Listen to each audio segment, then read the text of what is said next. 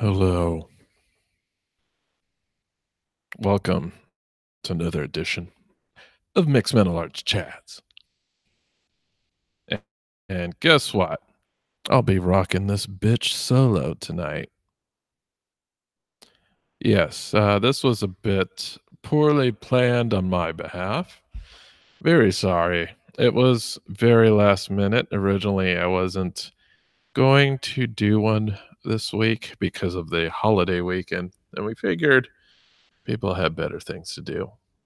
However, there were a couple of topics and weekly current events that I just want to talk about. If any of you want to chime in, I'll be keeping an eye on the chat screen. On This is essentially also an AMA session, if you will. It could be some people possibly joining in later, but if not, we'll probably keep this short and probably under an hour long. So, free for all, what does that mean? No holds barred, no discussion is barred from being talked about. Talk about anything today. We do not have a topic. We don't have to stick to a topic. This discussion can go anywhere. But I did have some things prepared to talk about for this week. And one of the things we'll talk about is just some things going on in current events. I guess a lot of the news coverage that has been pretty much the event that has been drowning out most news coverage this week is the death of Senator John McCain. Now, if you were just to look on Twitter, Facebook, all your other online discussion groups and meeting places, you'll see a variance of opinions on John McCain. There are some that think he's literally Hitler. Uh, I'm a bit exaggerating, but there are some people that pretty much despise him, and we're actually celebrating his death. Um, I just think that's empathically insane. Like, how can you celebrate someone's death? It's not like the guy was this evil, sadistic, masochistic. Well, I don't think he would want to be masochistic. Well, you don't know. He did he did stay in the Hanoi Hilton more than he could have. He could have gone home a little bit early, but it just shows you how honorable of a man he was. He knew there were other prisoners of war who had been in captivity before him, and he felt that by sticking to his principles that he had those who had been there longer than he had to be released, enduring his own torture. It's like, seriously, the guy got so fucked up in that torture. They tortured the color out of his hair. That's some pretty serious torturing there. The guy, I just saw videos of, him barely able to walk. The dude looks like a half zombie and tortured for 5 years. And he put others ahead of himself in that situation. Yes, he could have gone home earlier, but he put others above his own well-being. One can say, okay, he comes from a long line of military commanders. His father and grandfather were both admirals in the Navy. And much to their dismay, one of the popular monikers of John McCain was Maverick. He wasn't a conformist in any way. So the path to admiraldom wasn't really there for him because he had a bit of this rebellious attitude. Yes, nobody is chatting right now. Feel free to chat in the chat rooms if you like. I will answer any questions that pop up if you want. Like, I'm totally monitoring the chat room. You guys wanna ask something, I'll answer. Even if it's something retardedly absurd, I will try to answer your questions. So, there are some things I can respect about McCain. Like I'll say personally, I'm not a pro-war guy at all. Um, to me, I feel that war on our part, on the American soil, we should only do it in defense of our soil. I do not feel that we can't help our allies, but we can also supply our allies with the tools that they need to help them. But you have to think about the Iraq War. That was a complete and utter failure. The logistics post-war were horrendous. The country was never rebuilt to be self-sustaining. You know, ISIS came about because of the inability to just think ahead and plug all the holes that needed to be plugged before the country can become self-sustainable. You know, that's just the reality of the Iraq War. And I believe in a recent memoir that McCain actually regretted his decisions about Iraq. I don't know if that was a regret in hindsight, seeing how much of a catastrophic failure it was, or if he just got caught up in all the fervor surrounding the events of 9/11. The 9/11 was a very unifying event in America. Alright, so I have a question from Brandon Young. I th Brandon Young asks if I think that the US had good intentions. I think that's a hard question to ask, um, regarding the Iraq War. Uh,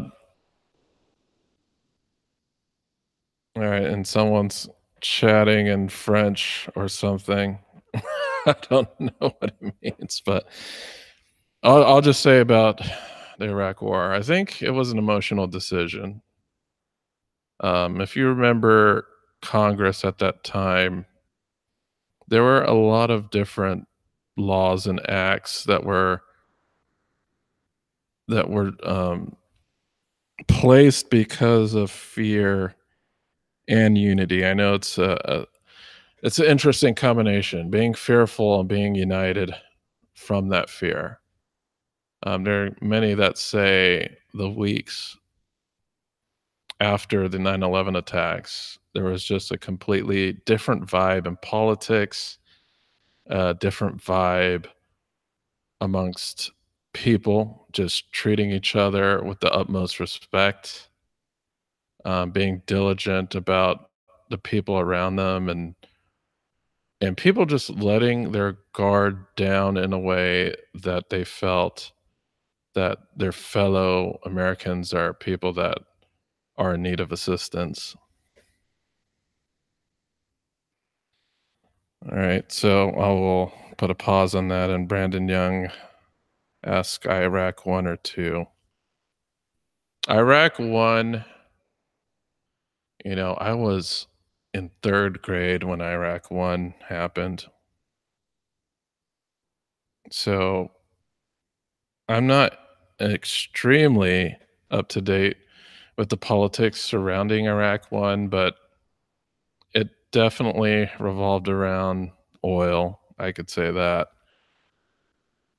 You know, Iraq invaded Kuwait. Kuwait was an ally of the US. There was oil involved. Oil any it's like if you make an analogy with the series Dune, you know, spice is everything, oil is everything. You can't disrupt the fuel that basically everybody in America relies on. Industry, transportation, it's a commodity that we rely too much on, obviously. Iraq.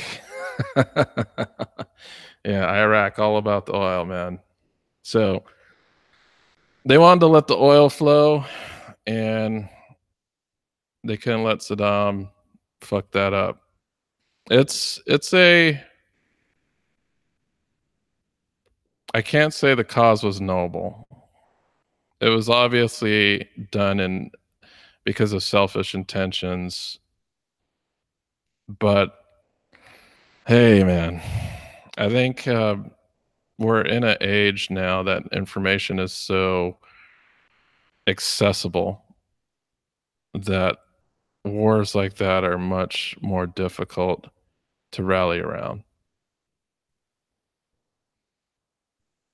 But, concerning Iraq too, which is the, weapons of mass destruction hoax, that one's difficult, man. It seems like there are so many different motivations to get people in there, but I don't think it was sufficient enough to actually get people in there to fight a war. Um, Obviously, the intelligence wasn't good. The the aftermath was horrendous. You know, they had this shock and awe campaign. They thought it was just gonna be a very quick war, not unlike Gulf One, which was quick. But the thing is, we're still in there. We're still in Iraq. We're in Afghanistan. This thing is not over, and it's ongoing, and people have pretty much forgotten that we still have troops in the Middle East.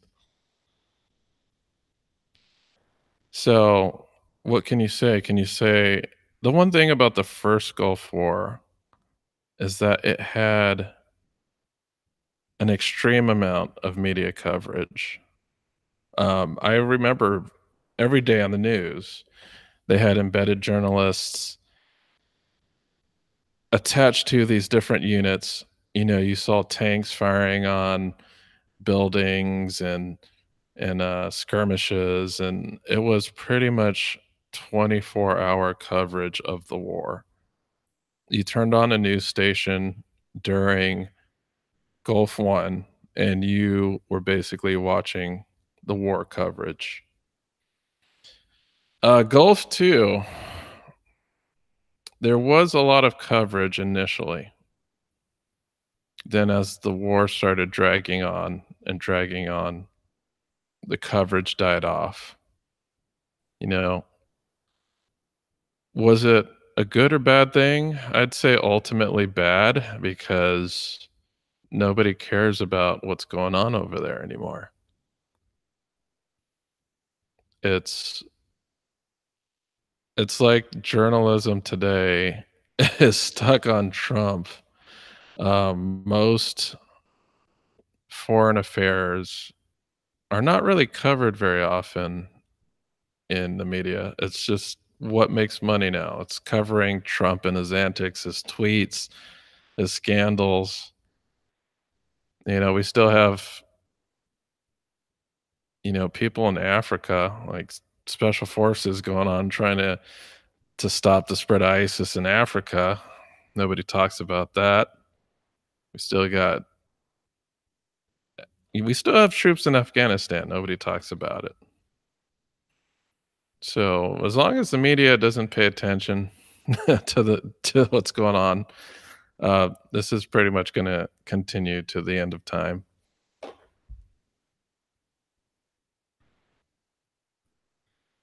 All right, but my thoughts, John McCain. I thought, despite not me not really being in line with most of his politics, he was a principled and respectable man. And he knew it seemed like he kinda knew that he had to keep politics respectable. Yeah, he was fiery at times, and you could see that he had a temper at times, but the guy always stayed principled. You know, he wasn't a man for personal attacks. He was about discussing ideas, attacking ideas, but not about attacking people. Um, he promoted what I would call, if you take a look and you think of politics as a combat sport, McCain wanted to keep it in the boxing ring. He wanted to have these rules and regulations and principles that both opponents understood. They abided by these principles, and it made it a sportsman. Conduct was very conducted in a very sports-like and sportsman way. While what do we have today is it's politics, it's like a street fight now. Anything goes. Nothing, you can throw dirt in your opponent's eye. You can load your boxing gloves with nuts and bolts. You can do your headbutts and your rabbit punches. It seems like now anything goes. It's not the respectable and principled model of discourse that I would say that McCain promoted. And even in his death, he did recognize how bipartisan committal is the best way to move things forward, considering the things that happened in his career that he wanted to go ahead and remedy. For instance, the Keating Five. So if you know all about the Keating Five, you know McCain was caught up in a scandal in which a failed savings and loans, um, I don't know, he was kind of a owner of some failed savings and loans, and he was trying to bribe or fund politicians to give him some favorable legislation. I don't know if McCain was just unaware of what he was involved in, but he tried to he tried to right his past wrongs, and there's honor in that. And because that gave him such a bad name, he wanted to work on some bipartisan measures so that the campaign finance system could be reexamined. One of his memorable contributions in that regard would be the McCain-Feingold Act, which was an act to limit or at least legally examine campaign finance. So I think there is some honor in the guy. Yes, he liked his wars, but he did say that he regretted some of his decisions regarding Iraq, and that's honorable as well, saying that you made a mistake, and he believed he did. But nobody's perfect. Everybody makes mistakes, and that's just how you got to roll with it. I'm not going to hate the guy because he made a mistake about the war. The thing about 9/11, there was a lot of emotional heartstrings pulled. People were angry. If you remember the war post 9/11, things like the Patriot Act, a lot of those had widespread support amongst Americans, like extremely widespread support. Like Bush had one of the most highest approval ratings in history post 9/11. Um, it sucks that such a devastating attack on the country is what is needed to unify a country, but that is exactly what happened. Democrats and Republicans both were for the war at that time. It was a very emotion-filled state, a very fearful state. Americans were in fear. Americans were not being cool-headed. They were very much driven by their own elephants at that time. And you know what I mean by that is, if anyone's familiar with Jonathan Haitzworth work, uh, he talks about how nobody can be 100% rational. It's just not possible. So, as far as John McCain goes, yes, people are mixed about his decisions, they're mixed about his politics, but one thing I did admire about him is he wasn't really a conformist, and he did really stick to his principles.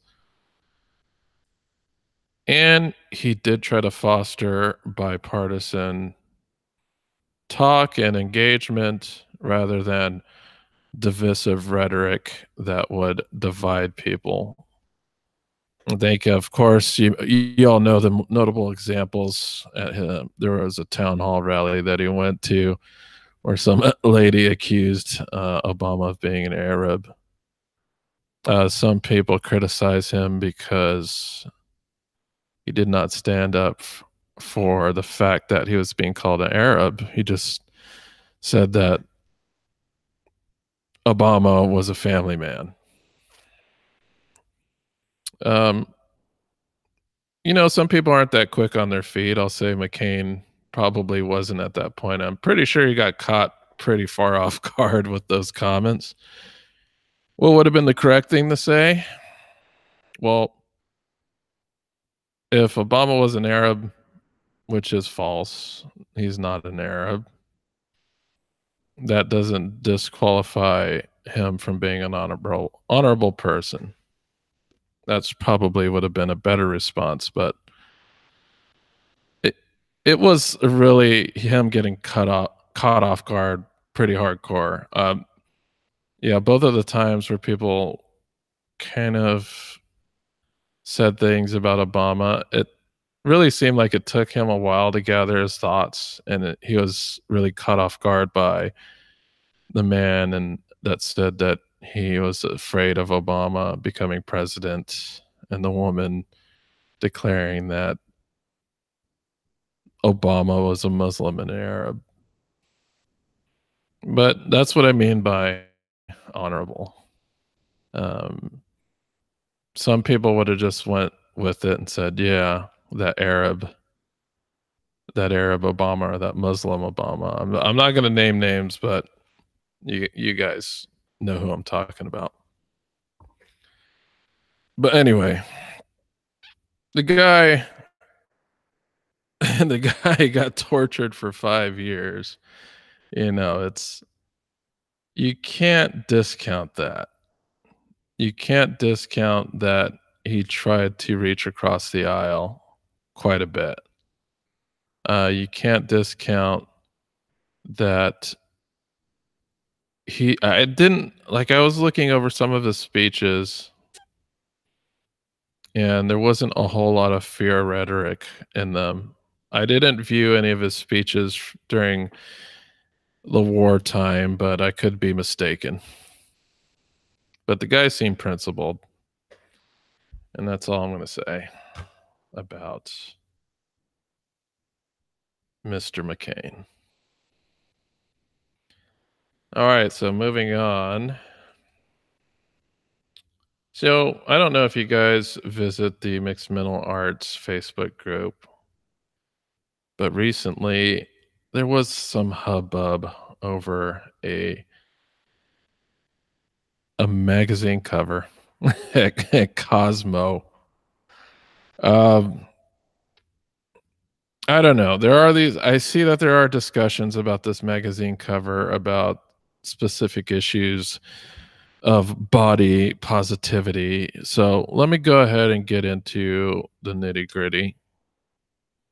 So Tess Holiday, an overweight, I guess you would say beauty model, was featured on the cover of Cosmopolitan magazine, which is basically a women's magazine that focuses a lot on fashion, how to do blowjobs correctly, things of that nature. Really mundane stuff. But it was brought up that people believe that her inclusion on the cover of Cosmo promotes obesity. There was a lot of back and forth on this comment thread. And I'll try to give you the perspectives of some people and I'll give you my opinion. There were some that believe that just portraying this model on the front cover of Cosmo was normalizing obesity. There were some that just didn't care. There were others that said that why shouldn't we have all types of Americans and body types on a front cover of a magazine? And this is what I'll say.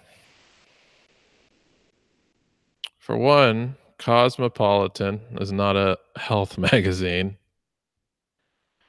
So, what does Cosmo promote? It's a beauty magazine. It promotes beauty. What do beautiful people look like? What do beautiful people wear?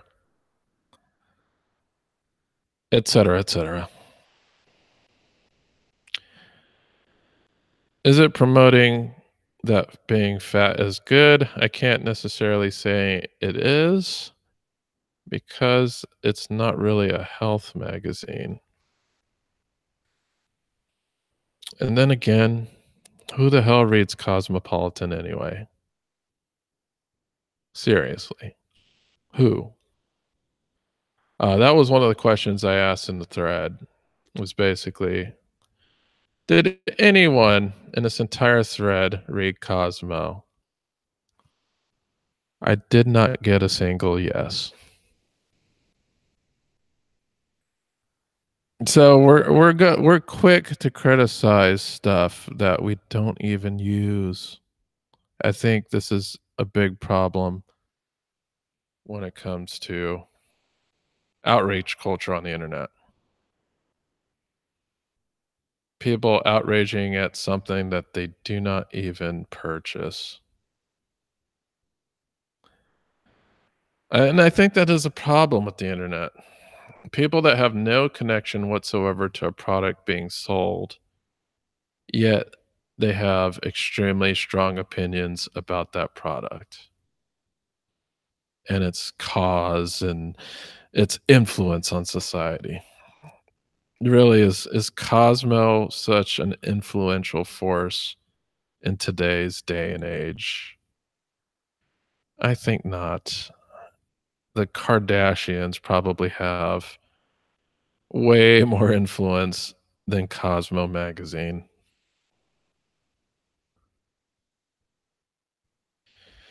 But what do I feel? I don't give a crap of who Cosmo puts on the front cover of their magazine. Why should I care?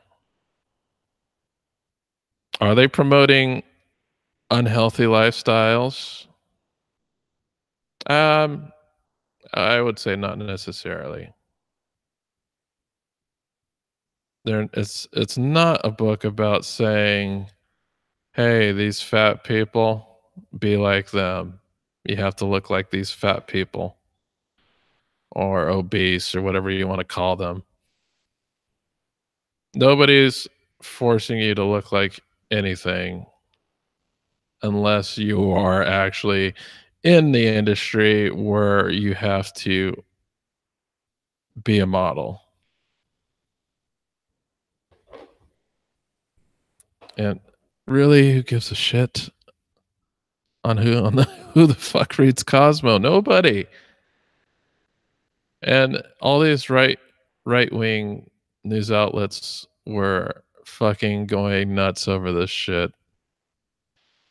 And it makes me laugh because one, the right and libertarians are all about let the market do its thing. If it's a private business, let them do their thing, and the market will decide if this business should go under or not.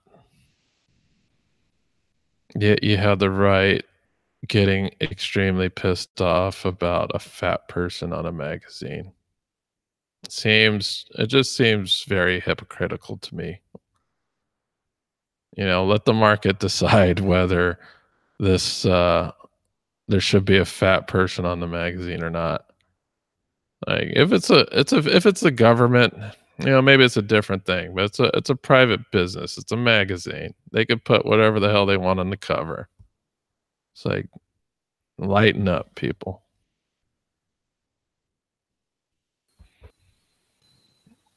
Uh-oh, I hear somebody. Is somebody joining? Or am I hearing things? Oh shoot, it's Andrew. Andrew, just coming in on my 40-minute rant about McCain and Tess Holiday. You have to unmute your mic, bro. Or at least you got to fix your audio settings.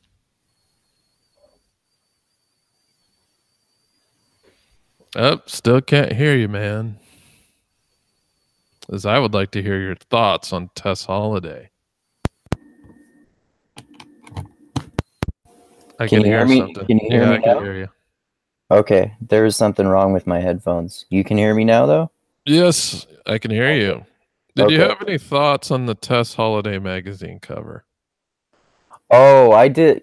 I didn't know what you were talking about until you just said magazine cover. I don't really know much about that. I just think it's kind of hilarious and kind of stupid, I would say. All right, well, what's hilarious about it? That they're putting this like morbidly obese woman on a magazine cover, and it's probably, I mean, again, I don't know very much about it, but I'm just totally assuming that it's probably just like a thing like, no, we're going to have some diversity, and everyone's beautiful no matter what they look like. So let's put this morbidly obese woman on the magazine cover because you're all beautiful just the way you are.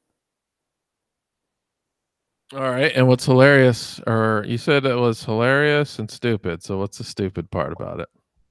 Well, I think it's I think it's stupid that we should praise people who are unhealthy just for a sense of further diversity and spreading love throughout the world and stuff, because it's a good motivation, but I think it's stupid because morbidly obese people are unhealthy and we should acknowledge that they're unhealthy. It's okay to have self-esteem, but you'll probably have better self-esteem if you also focus on self-improvement and acknowledge your flaws. All right, but what about this question, or at least this statement? Cosmo is not a health magazine. That's true. So It's probably do they have a are they required to really like push health issues if it's just a fashion mag? no. They're probably, I mean, it's probably, I mean, I guess I would assume that it's more financially beneficial for them to post pictures of women who fit the more like traditional accepted views of what's beautiful. But I guess if from that perspective, it makes it more acceptable to to post the picture of Tess Holiday. What Yeah, do you think about it though? I missed your whole rant that you were saying about it. my rant was who gives a shit on who they put on their magazine. I like that. Um, yeah, my basic reasoning behind it is, hey, it's their magazine. They can do whatever the hell they want with it. It's a fashion magazine. Um, yeah, being big and fat and is probably isn't healthy, but big and fat people still have to buy clothing, and you know, so it's if that's the case, that's a market. Fat Yeah, people are a market, yeah. and Maybe if there should be like a magazine for fat people. Maybe well, they're there's already definitely maybe they're stores for them. I don't know if there's magazines for yeah, them, they're but like the big and tall stores, right? yeah, like stores like that.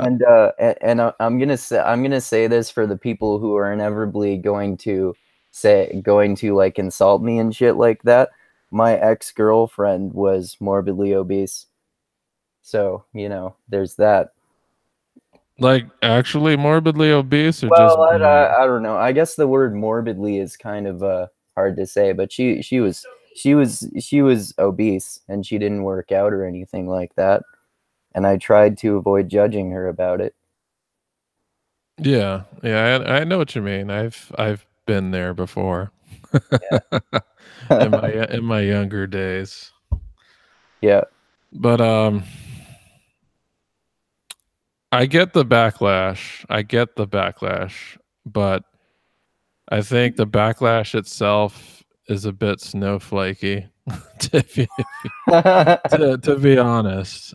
Like, Like the backlash, like my kind of backlash, you mean? well, the backlash regarding health and beauty standards, and for one, it's Cosmo. Who the fuck reads Cosmo? Like, I don't know. seriously? That's a Nope. good question. Like, do you know how many people actually do? Well, if you go to a doctor's office, you're probably forced to read it, but outside of there, I couldn't tell you, man. Yeah, like I mean, again, this like I just totally assume based on no data whatsoever that it's fairly popular, but I guess like magazines in general are kind of on the way out because of the internet, so I'm not sure. Yeah, and I don't know, man. I people think that it's a glorification of fat people.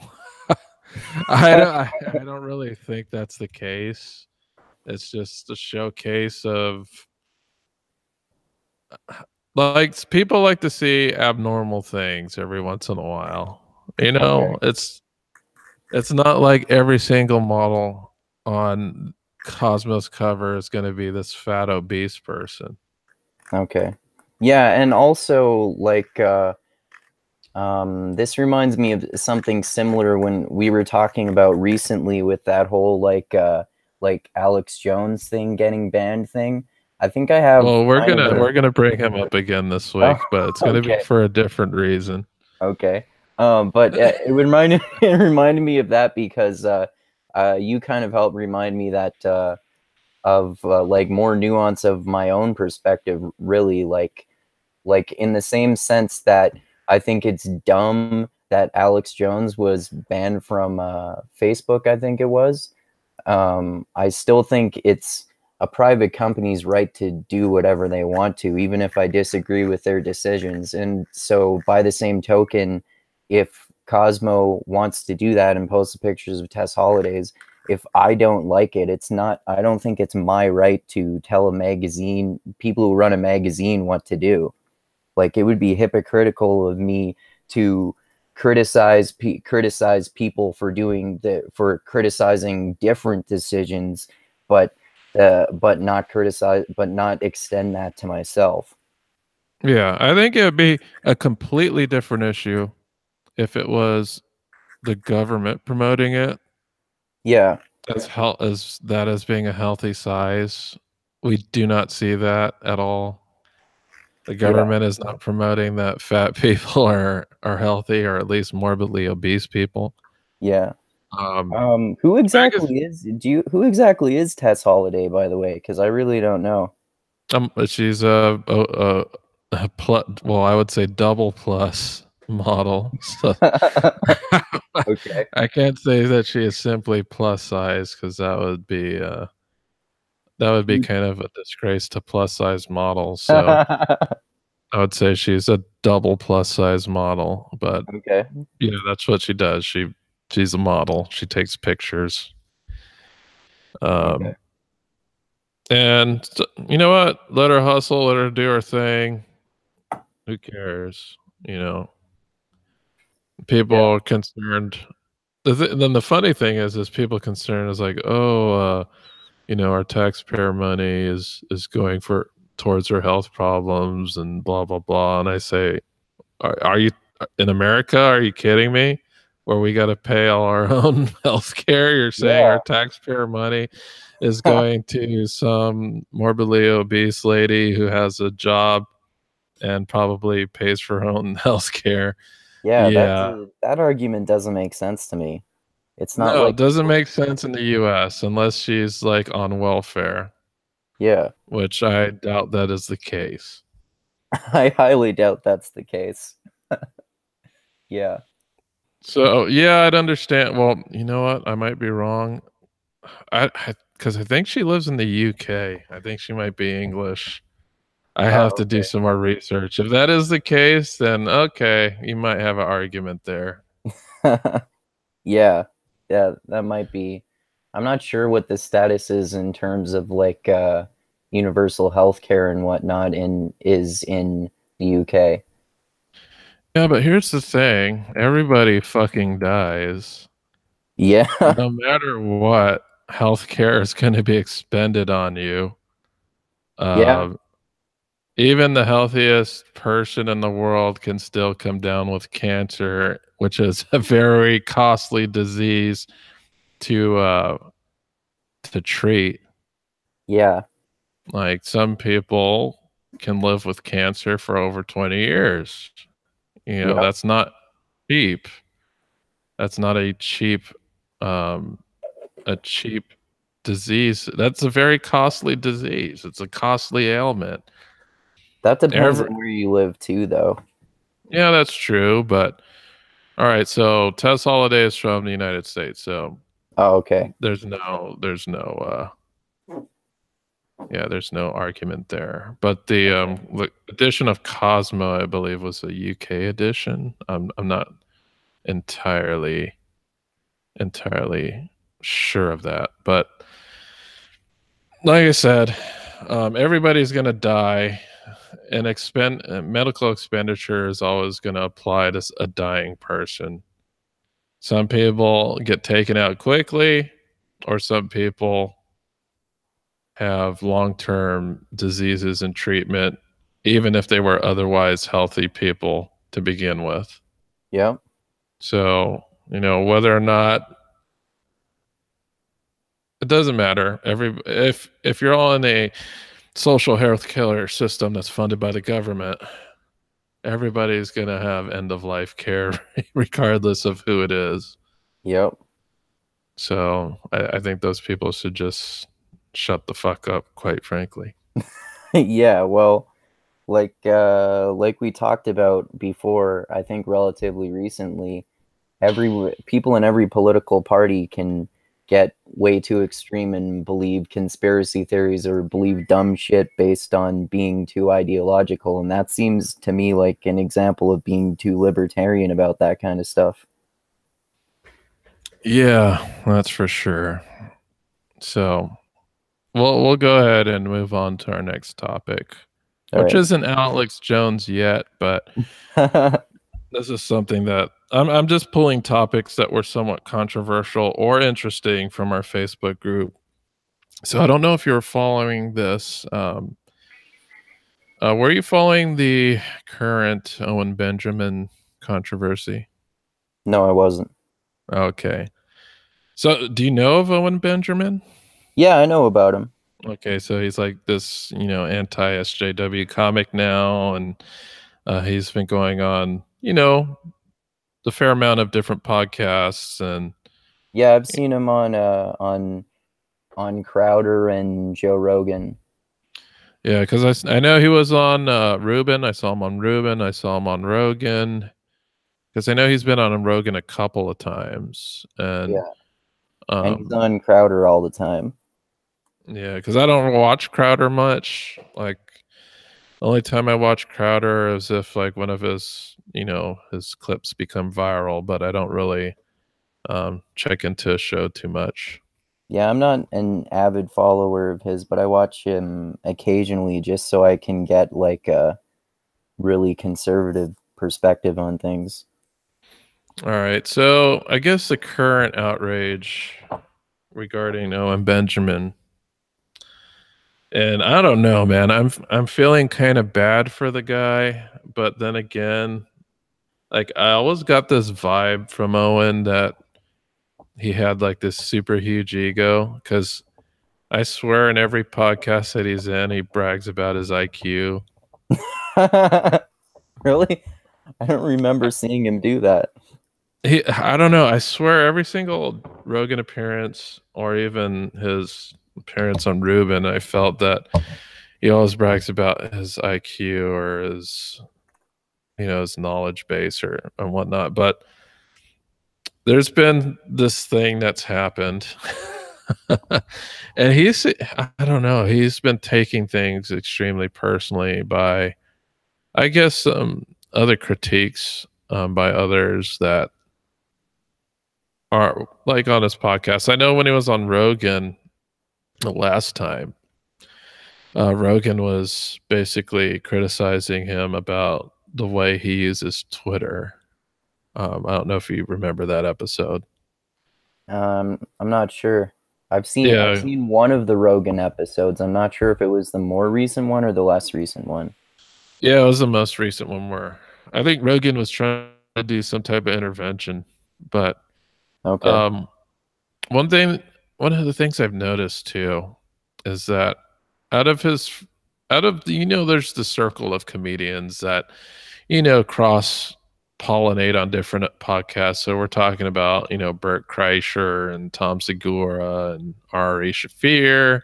Death Squad. Uh, yeah, basically all those guys, now it's Theo Vaughn, because he started a podcast recently as well.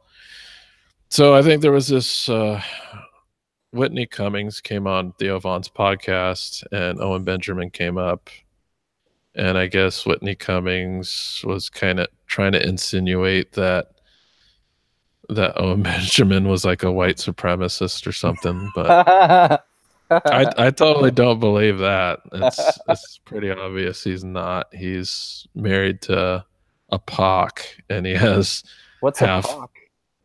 a person of color. Oh, okay.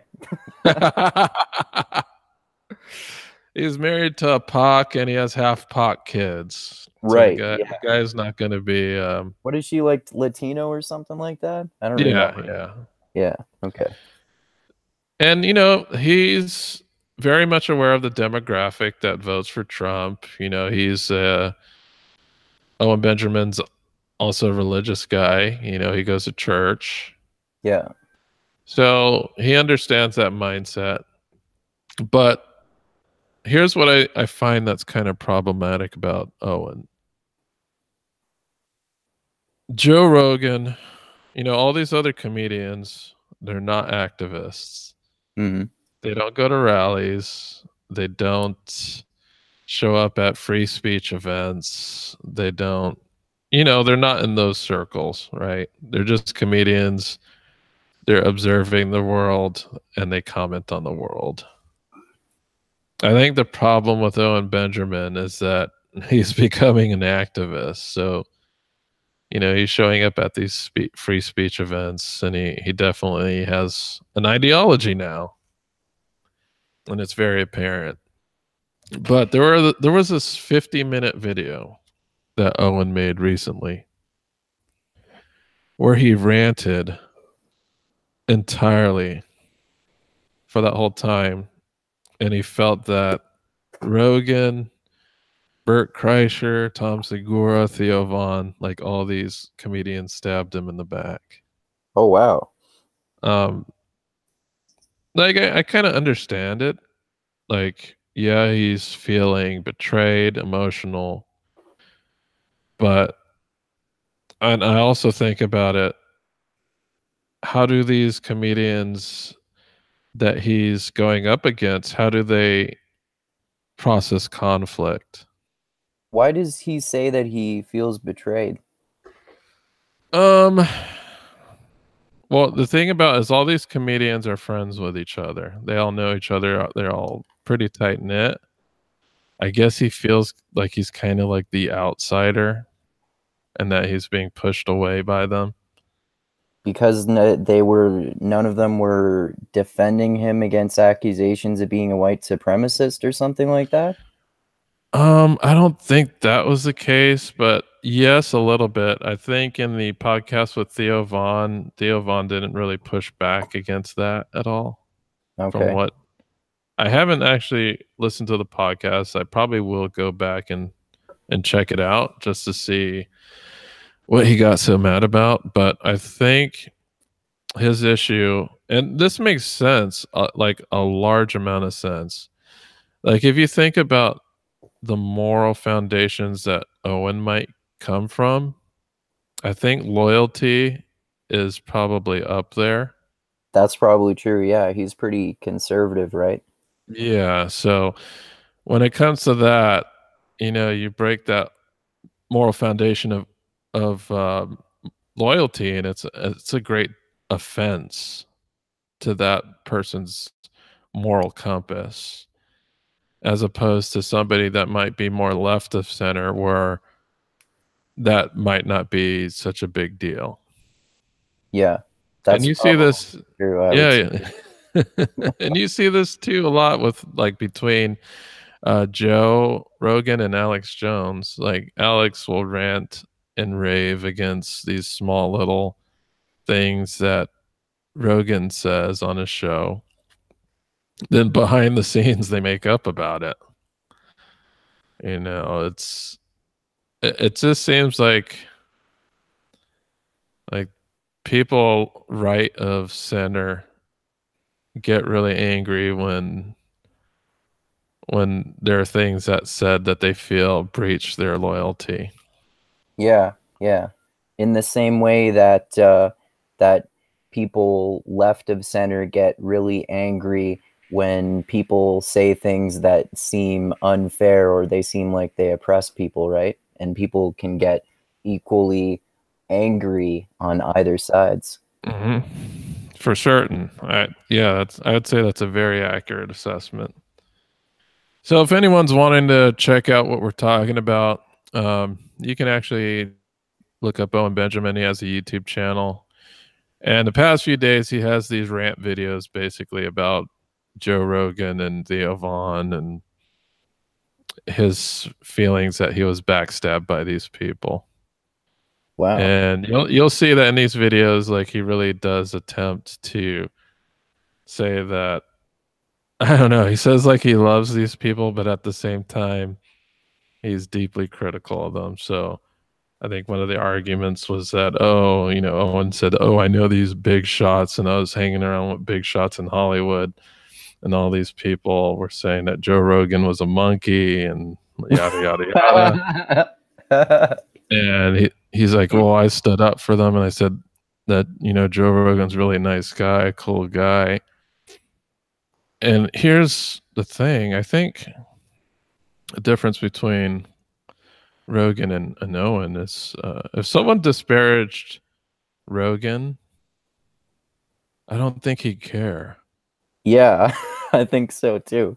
Like Like, I was just I was just thinking when you said Joe Rogan's a monkey, he is a monkey. He he'd probably probably would say admit to that. it. He'd He probably say that says it. about himself. He does. He just says most of the time that he's just a stupid ape. I know he really he's very modest about his intellectual ability, but that's just Joe Rogan. He's just a modest guy when he talks about those things. Yep. But then again, I don't think he'd care if some studio executive called him a monkey. I think he's like, "Oh, whatever. I got my own thing going on. I Yeah, don't pretty like." much. He doesn't care what other people say. That's just him. That's just how he operates. But I don't know. These rantings from Owen just seem, I don't know. I see them as unbecoming. Oh, okay. Yeah, that's a good word for Like describing it. if he has all of these,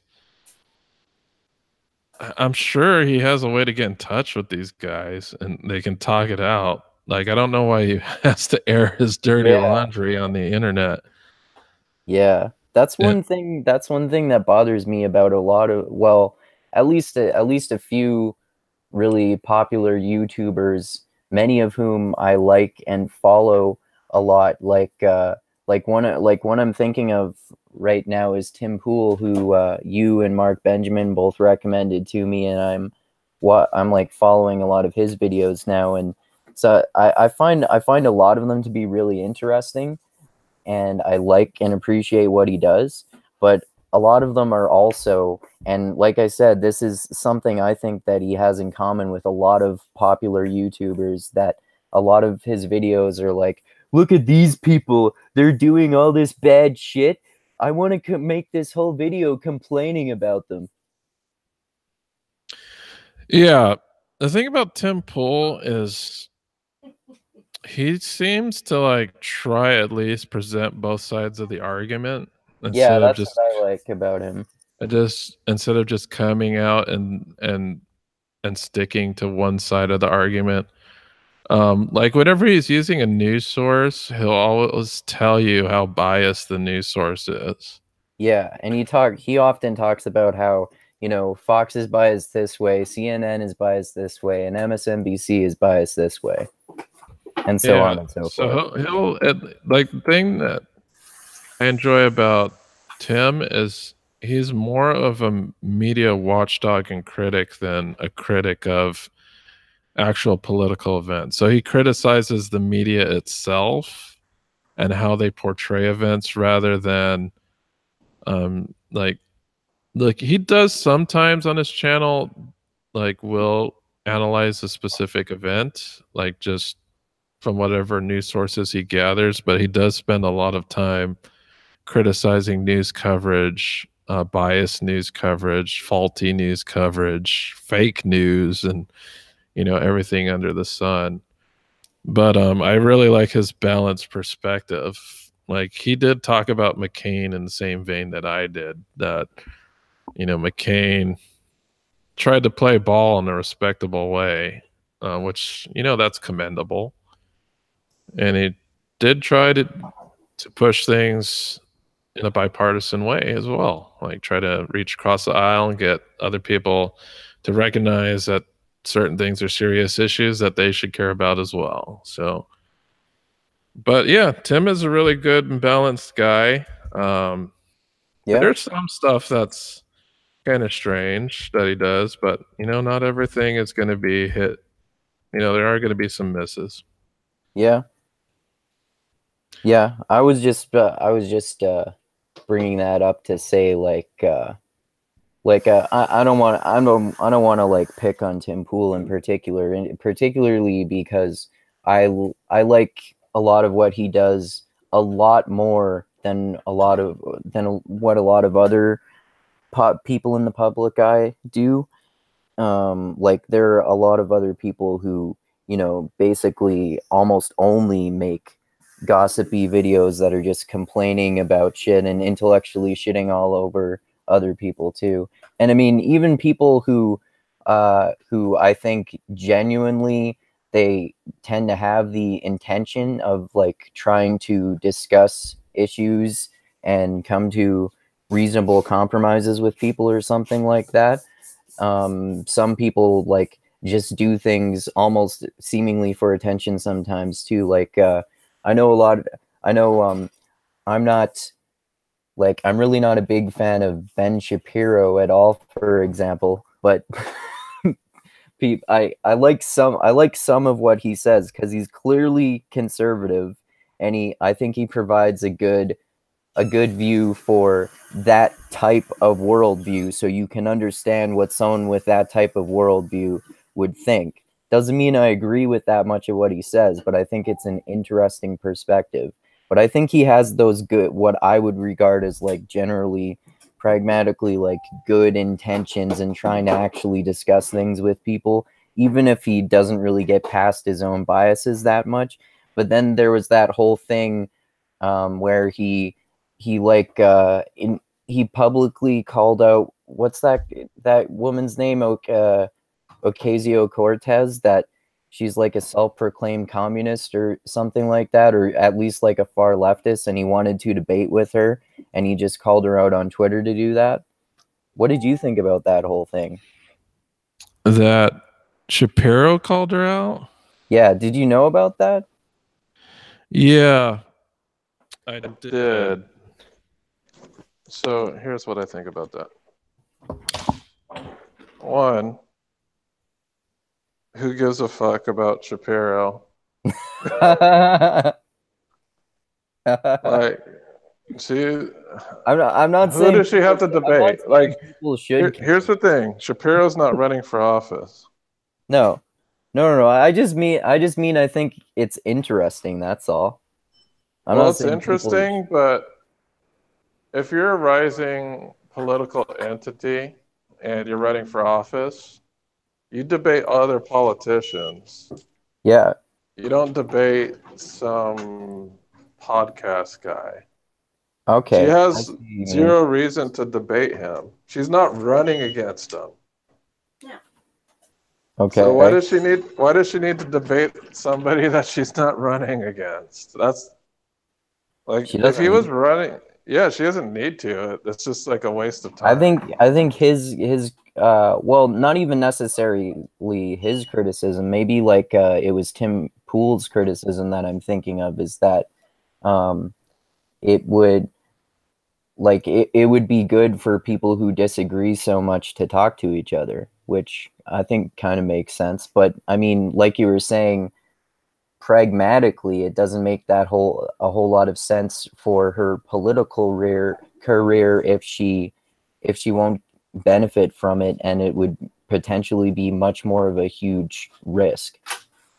Well, yeah, and it's the same thing here. Like, it wouldn't make sense for Bernie Sanders if he was running for president to debate Ben Shapiro. Yeah. Like, it just doesn't make any sense. Like, Well, that's part of why I was saying too it, that some of that is probably a cry for attention. well, take a Probably look not at it this totally, way. but maybe at least a little bit of it probably is, even if it's even if it's like unintentional. Yeah, and here's the thing. Ben Shapiro lives in LA. She's a politician who's representing a district in New York. There's Okay. no reason for her to debate some guy who lives in LA who's running, and she's running for a district that's in New York. If she's going to debate somebody, it should be somebody from that district or running in that district. Okay. Well, Like, maybe I'm just totally speculating here, but um maybe Shapiro just figured, hey, she's popular, I'm popular. Let's be more popular and try to figure things out or something. Or at least maybe that's what he thought it would be, even if he wouldn't really be able to acknowledge the biases of what might be more appealing to him. yeah, I'm just saying it really doesn't make sense for her to debate Shapiro. Like, if Shapiro is running for the same district or at least New York based, then perhaps it would make sense. But he lives in LA. It's Yeah. like, here's the thing that Tim Pool also pointed out, she's been beginning to soften her stance. So she's moving more towards the center now because she's gotten national spotlight. I didn't know that. That's She interesting. has to because, Or I guess I didn't remember that. yeah, well, the reason is because the group that she's a part of is like they're actual socialists. Oh, okay. So they're against private profit, Yeah, things right. like that. That's one thing Like, that Poole was talking about, right? Yeah. like Bernie Sanders isn't even that far left. Yeah. So It's hard to be that far left. Like how does it even make sense to not want people to profit? Like how's like you can make a lot of reasonable arguments against capitalism, but with the way this society is currently structured, how is it going to work if at least a few crucial aspects of it are not based on capitalistic ideas? yeah, she has to move away from extremely far left ideals for her to be palatable. And that's usually, If she's doing that, then I would say that's generally good. If she's like learning about things and changing her mind based on what she learns, then that's probably a good characteristic in a politician, and an uncommon one. but I'll also say is that because of her being one of the first types of these types of candidates making it in, she's gotten so much national spotlight that it's been a detriment. So she's just running for the House. It's a representative. There's like 400 and I don't even know. I should know, but there's over 400 of them. And because she's the first of this type of politician, she's getting national scrutiny. Typically, House members don't get national scrutiny unless they're the Speaker of the House. Oh, okay. Like and here's the thing, she hasn't even won yet. Okay. She only won the primary. Okay. It's the same thing with this governor down in Florida. He hasn't won yet. He just won the primary. And it's possible that this national attention for people just winning primaries is having go away really quickly. Well, it's having a detrimental effect to these candidates. Oh, okay. Because they have to compromise now because they're nationally known, and people are going to know what their real views are on maybe that's another national stage. Maybe that's another way that the internet and social media are starting to have positive effects on the real world. True, but we'll have to see what happens, because if people actually care about it, I guess, because obviously, like, someone like Trump doesn't give a shit about what people say about him. No, people do not. But then again, Trump isn't really super far right. No, I wouldn't say he is. He's more moderate on some things and less moderate on some things. Like it's things that don't make sense, but yeah, that's the case. But I don't know. This we'll see what happens to this lady in New York. She's becoming less radical because of this national scrutiny. But yeah, that's what happens when you're playing national politics and you become a known name across the country. Yeah, I mean, like, if I could vote for a politician who seems like reasonable and like more centrist as they learn, or at least they learn and change their minds based on what they learn, then I would totally vote for that person. Mm-hmm. Yeah, and the funny thing about these smaller politicians that get national attention, only people who can vote for Ocasio, I don't know her last name, but Ocasio-Cortez. I don't know how you yeah. pronounce the Ocasio part. The people who are voting for her are the people who live in her district. So regardless of what her views are, anybody who doesn't live there aren't voting for her regardless because we don't live in her district. Okay, that's all really important context to understand because I didn't know any of that. That's very important. Yeah, so people ranting and raving about her, whatever. It's not. We're not voting for this person, and we Yeah, can't vote for this person.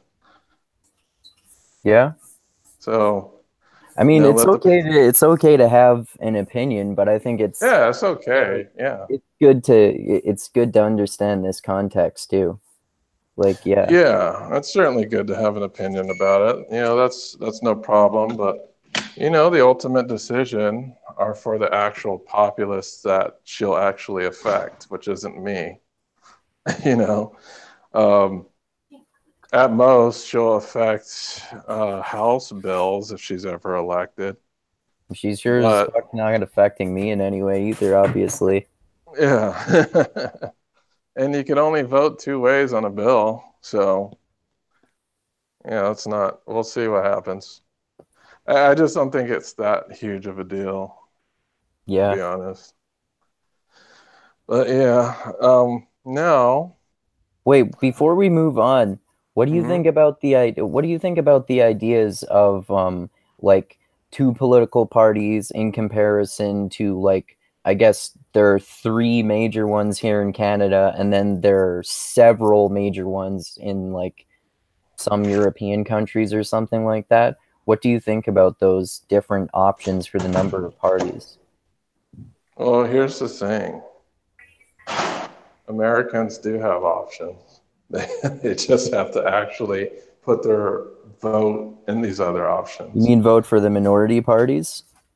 Yeah, they're there. Um, it's People say that we have a two-party system, and it's up to people that vote to make it not a two-party system. Yeah. Well, Uh, Well, that's why that's why I told people before, although a lot of people would probably shit all over me for this, but if I had been eligible for voting in the American presidential election, I would have voted for that libertarian guy. well, this election, I did vote for a third party. I didn't. I did Yeah, you not did. vote. You voted for Bernie Sanders, right? Well, Bernie Sanders is Uh, Democrat. oh, right. Yeah, I forgot about that. No, I'm talking about the actual presidential election. Oh, okay. Yeah, I didn't vote for Hillary or Trump, but I did vote. What was the third party that you voted for, if you don't mind my asking? I voted for Stein. Oh, okay. Yeah, How come you voted for her? because I did. Okay, I didn't have enough time to research Jill Stein or the Libertarian candidate, so all I did was answer a questionnaire, Okay. and which one said that my views were closest to. That's who I voted for.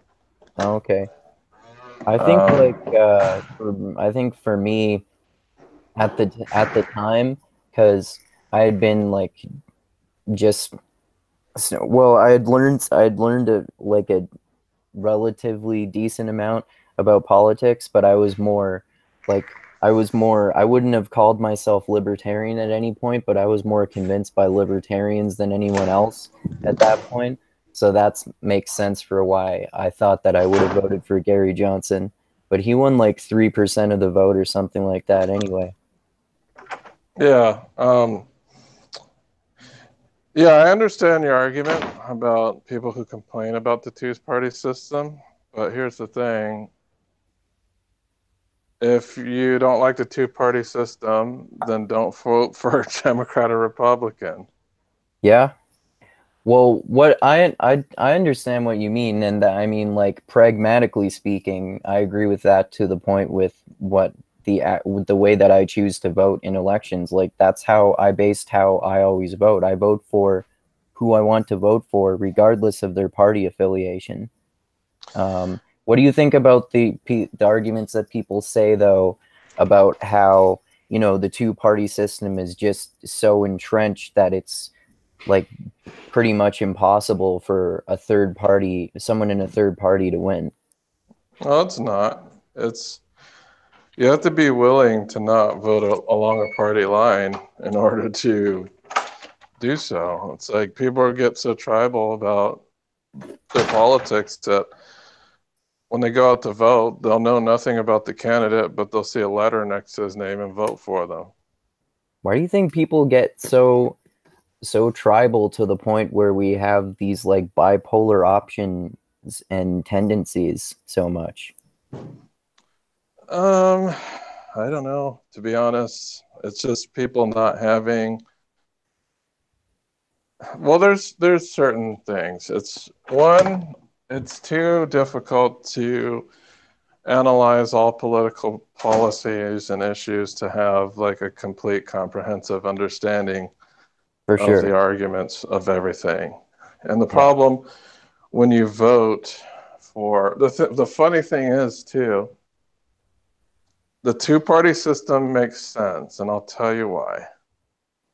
If you were to divide Jonathan Haidt moral foundation theories down the middle, the Democrats are always consistent with one side, and the Republicans are consistent with the other side, and libertarians tend to be a mix of either. Mm-hmm. There's like a mix of certain foundations on the conservative side and certain foundations on the liberal side. Yeah. As far as the entrenchment, I think money might be an issue. When you think of advertisement, national coverage, you have issues around there when it comes to money and politics. If there's a lot of money behind Democrats and Republicans, you're going to see a lot of ads, a lot of influence from them because they can reach a lot more people. Okay, so yeah, marketing is an important aspect for sure. Yeah, it's just that if you don't have a lot of money, and the problem with the American system is a lot of money is required, and these third-party candidates don't get the amount of money that Democrats and Republicans do. And if you think about it, like Democrats pull their money together to get people elected. So this isn't just local, this is national. So if somebody needs help in Wisconsin in a campaign, you know, he pleads to this giant money machine and they help him get elected. As far as like the third party candidates, they don't have that giant money machine behind them. So this is interesting. This makes me think about I mean, obviously there are problems with every political ideology, like conservatives too. But this made me think about how I told you about how I've been arguing with like radical leftists lately, and about how like one of the arguments seems to be that it's all about money, and one of the main problems with Republicans is that they're rich and that they don't care about poor people. But if Democrats put just as much money into their campaigns as Republicans, then doesn't it seem like, you know, Democrats are rich people, and particularly rich Democrat politicians, probably a lot of them, especially if we're talking about presidential candidates, are probably rich people who don't give a shit about poor people either? Well, my assessment is both sides are rich and neither of them care that much about poor people. Yeah, I agree. If you're poor, you can't donate to a campaign. You don't have that. Yeah. And if you're not accountable as someone who can donate to a campaign, then the only thing you're worth is a vote. And one of the things that that Jonathan Haidt talks about in his book that we're doing a book club chat on soon is like how what you told me this specific number before, but it's something like 70% of the Congress members' time is spent basically calling their highest dollar value amount donors or something like that. Well, 70% of it, the average time that all right, so if you break up a senator or a House of Representatives time, 70% of that time is spent fundraising. And Right, right. it's typically to the highest donors on their list. Yeah, which makes sense because they'll be the surest path to your future success, right? Yeah, that's right. So, and that comes from Republic Lost. That's where that figure comes from. But that Oh, I'm figure confusing probably my comes book. from some other cited source that Yeah, Lessig takes yeah. from. I confuse that with Jonathan Haidt. But yeah, I don't know. People who complain about not enough third party support are the two-party system need to rally or vote for a third party. It's like, Yeah, just do it. yeah. Or Well, make the more or people make do, like a political action community based off of it. It doesn't have to be support of a candidate. yeah, yeah, for sure. It's interesting, and I've heard some interesting arguments before too about how, if it were more than two official parties, it would actually be less effective for people who want there to be third parties because of what might end up being like financial corruption or like politicians mostly focusing on the richest donors within that political ideology too. And it's interesting too, like in terms of that, how in Canada there are also minor parties, but there are three major political parties: the Liberals, the Conservatives, and the New Democratic Party, which they're basically the like socialist or progressive party or something like that. So it's like left, right, and far left, which is why I usually end up voting for the Liberal Party, because sometimes there are a few candidates in third party, like maybe the Green Party or occasionally the Libertarian Party or something. But usually the candidates are like too far entrenched into those ideologies for my liking. Like I remember for, I think, a provincial election, I was considering voting for a libertarian guy once, but he was like such a radical libertarian that he thought there should be no gun laws. And I think he might have also even thought that there shouldn't be, you shouldn't require driver's licenses. Like he was as radical libertarian as you can get. Yeah, that's the only thing I fear about the radical libertarians is that their complete disregard for the usefulness of regulations. Yeah. Um, and I think in that respect, some libertarian ideas are good and interesting, but some just because it's a specific ideology, they have to check mark a bunch of different political issues. So Yeah. that's that's what I don't like. I do like independents though, people who do not have a political party at all. Yeah. Um, and that's how Bernie was for most of his career. He was an independent. I think he's went back to being an independent. I'm not sure, but Do you think um, he could have won the presidency if the Democratic Party hadn't conspired to like prop up Hillary Clinton? I don't know, to be honest. I think he would have had a better shot because there was a lot of there was a big rise of populism on both sides. Bernie's definitely a populist, and the funny thing is people don't realize is he's actually a nationalist as well. He had the same trade policies that Donald Trump had. Oh, I Uh, didn't realize that. Yeah, he was against a lot of like NAFTA and the TPP. Um, he was actually. I know this is going to sound strange. This isn't to the extreme of Hitler, but Bernie is definitely a nationalist socialist. Oh, okay. Yeah.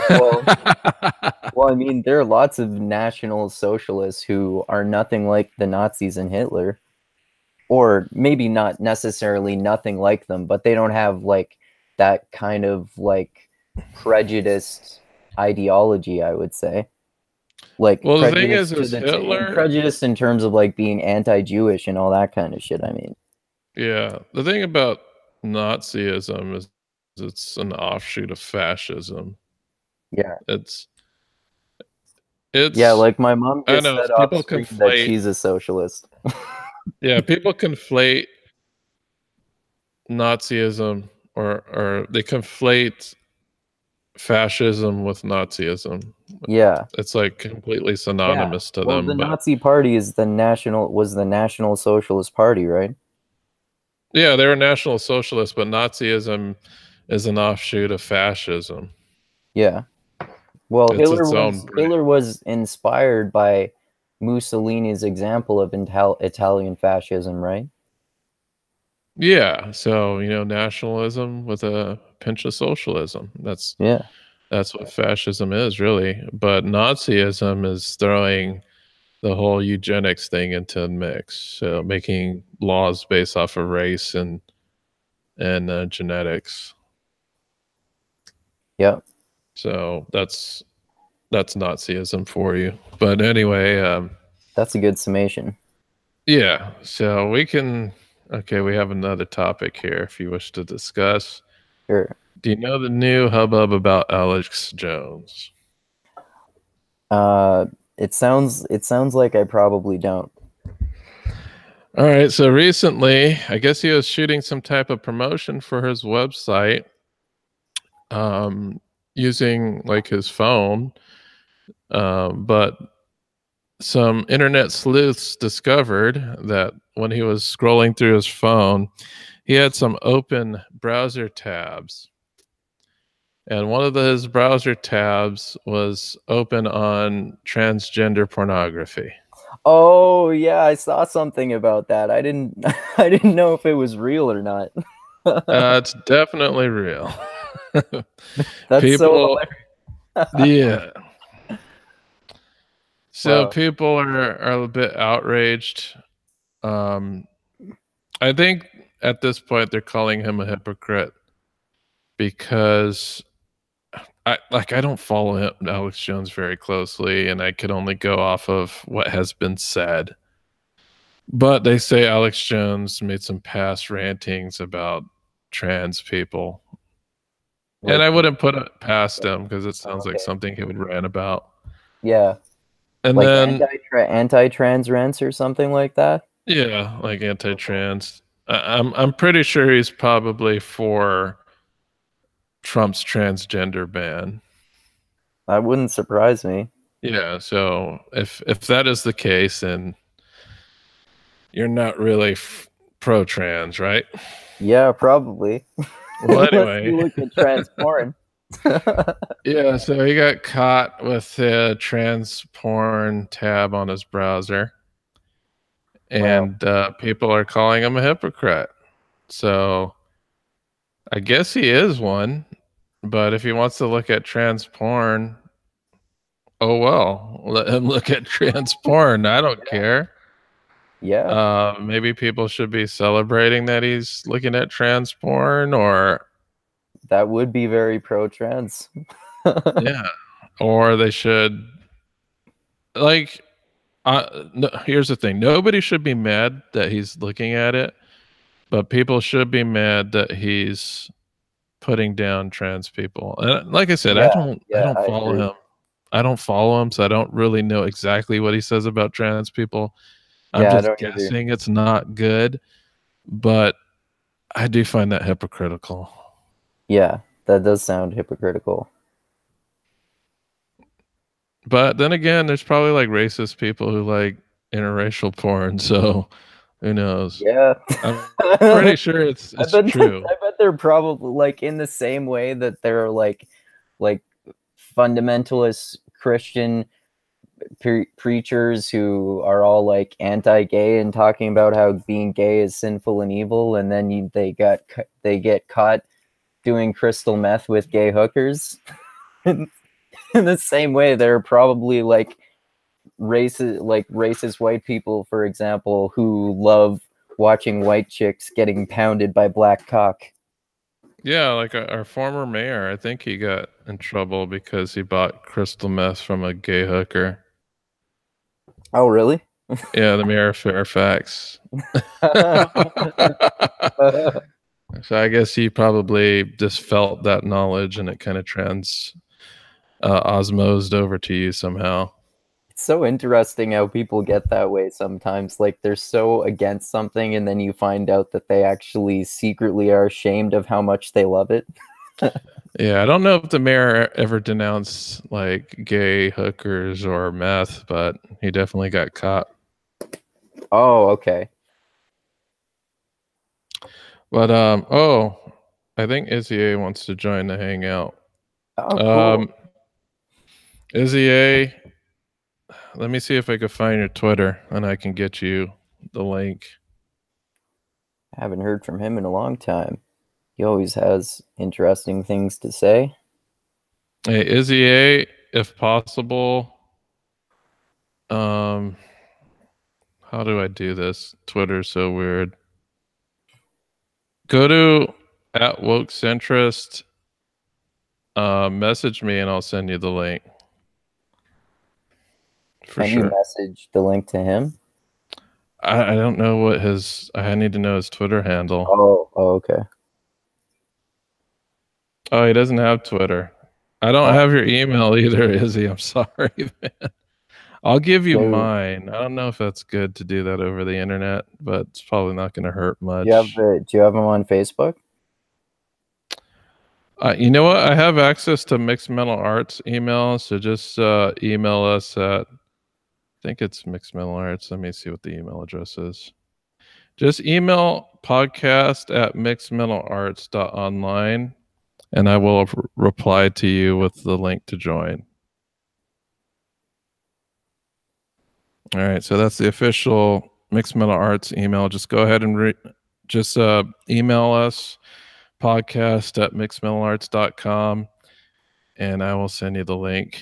Unless I could find if you ever emailed us before, I might be able to find it through the search box, but I'm not sure what that would be. But yeah, just go ahead and email us and I'll send you the link. And let me know when you sent that email out. Yeah, I should be in the group email. There's so many different email addresses on here. Hey, what would you... Did you Let me see if I can find something. Did you see that Jordan Peterson released the video of his debate with Sam Harris in Vancouver? Like a real debate? What was it a debate about? Yeah, it was the one that happened months ago. Well, it was like about their agreements and disagreements about morality and religion, basically. I watched the first part of it last night, and I liked like half of it, especially because Brett Weinstein was the moderator, and he asked some really good questions to both of them and poked some holes in their assumptions. But I mean, like I agree with a lot of what both of they say. I think they just like they have a metaphysical belief in objective truth and morale and objective morality and stuff like that. But like one thing that I like that Jordan Peterson talks about is that Sam Harris's idea that we can find objective truths and facts are objective and rational and logical and stuff. He says that you can make those same arguments about religion.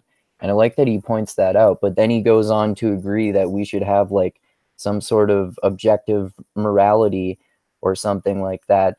And then it really annoys me how throughout the first part of the conversation that I watched, they they literally use terms like postmodern nihilists and moral relativist nihilists as if they're the same thing.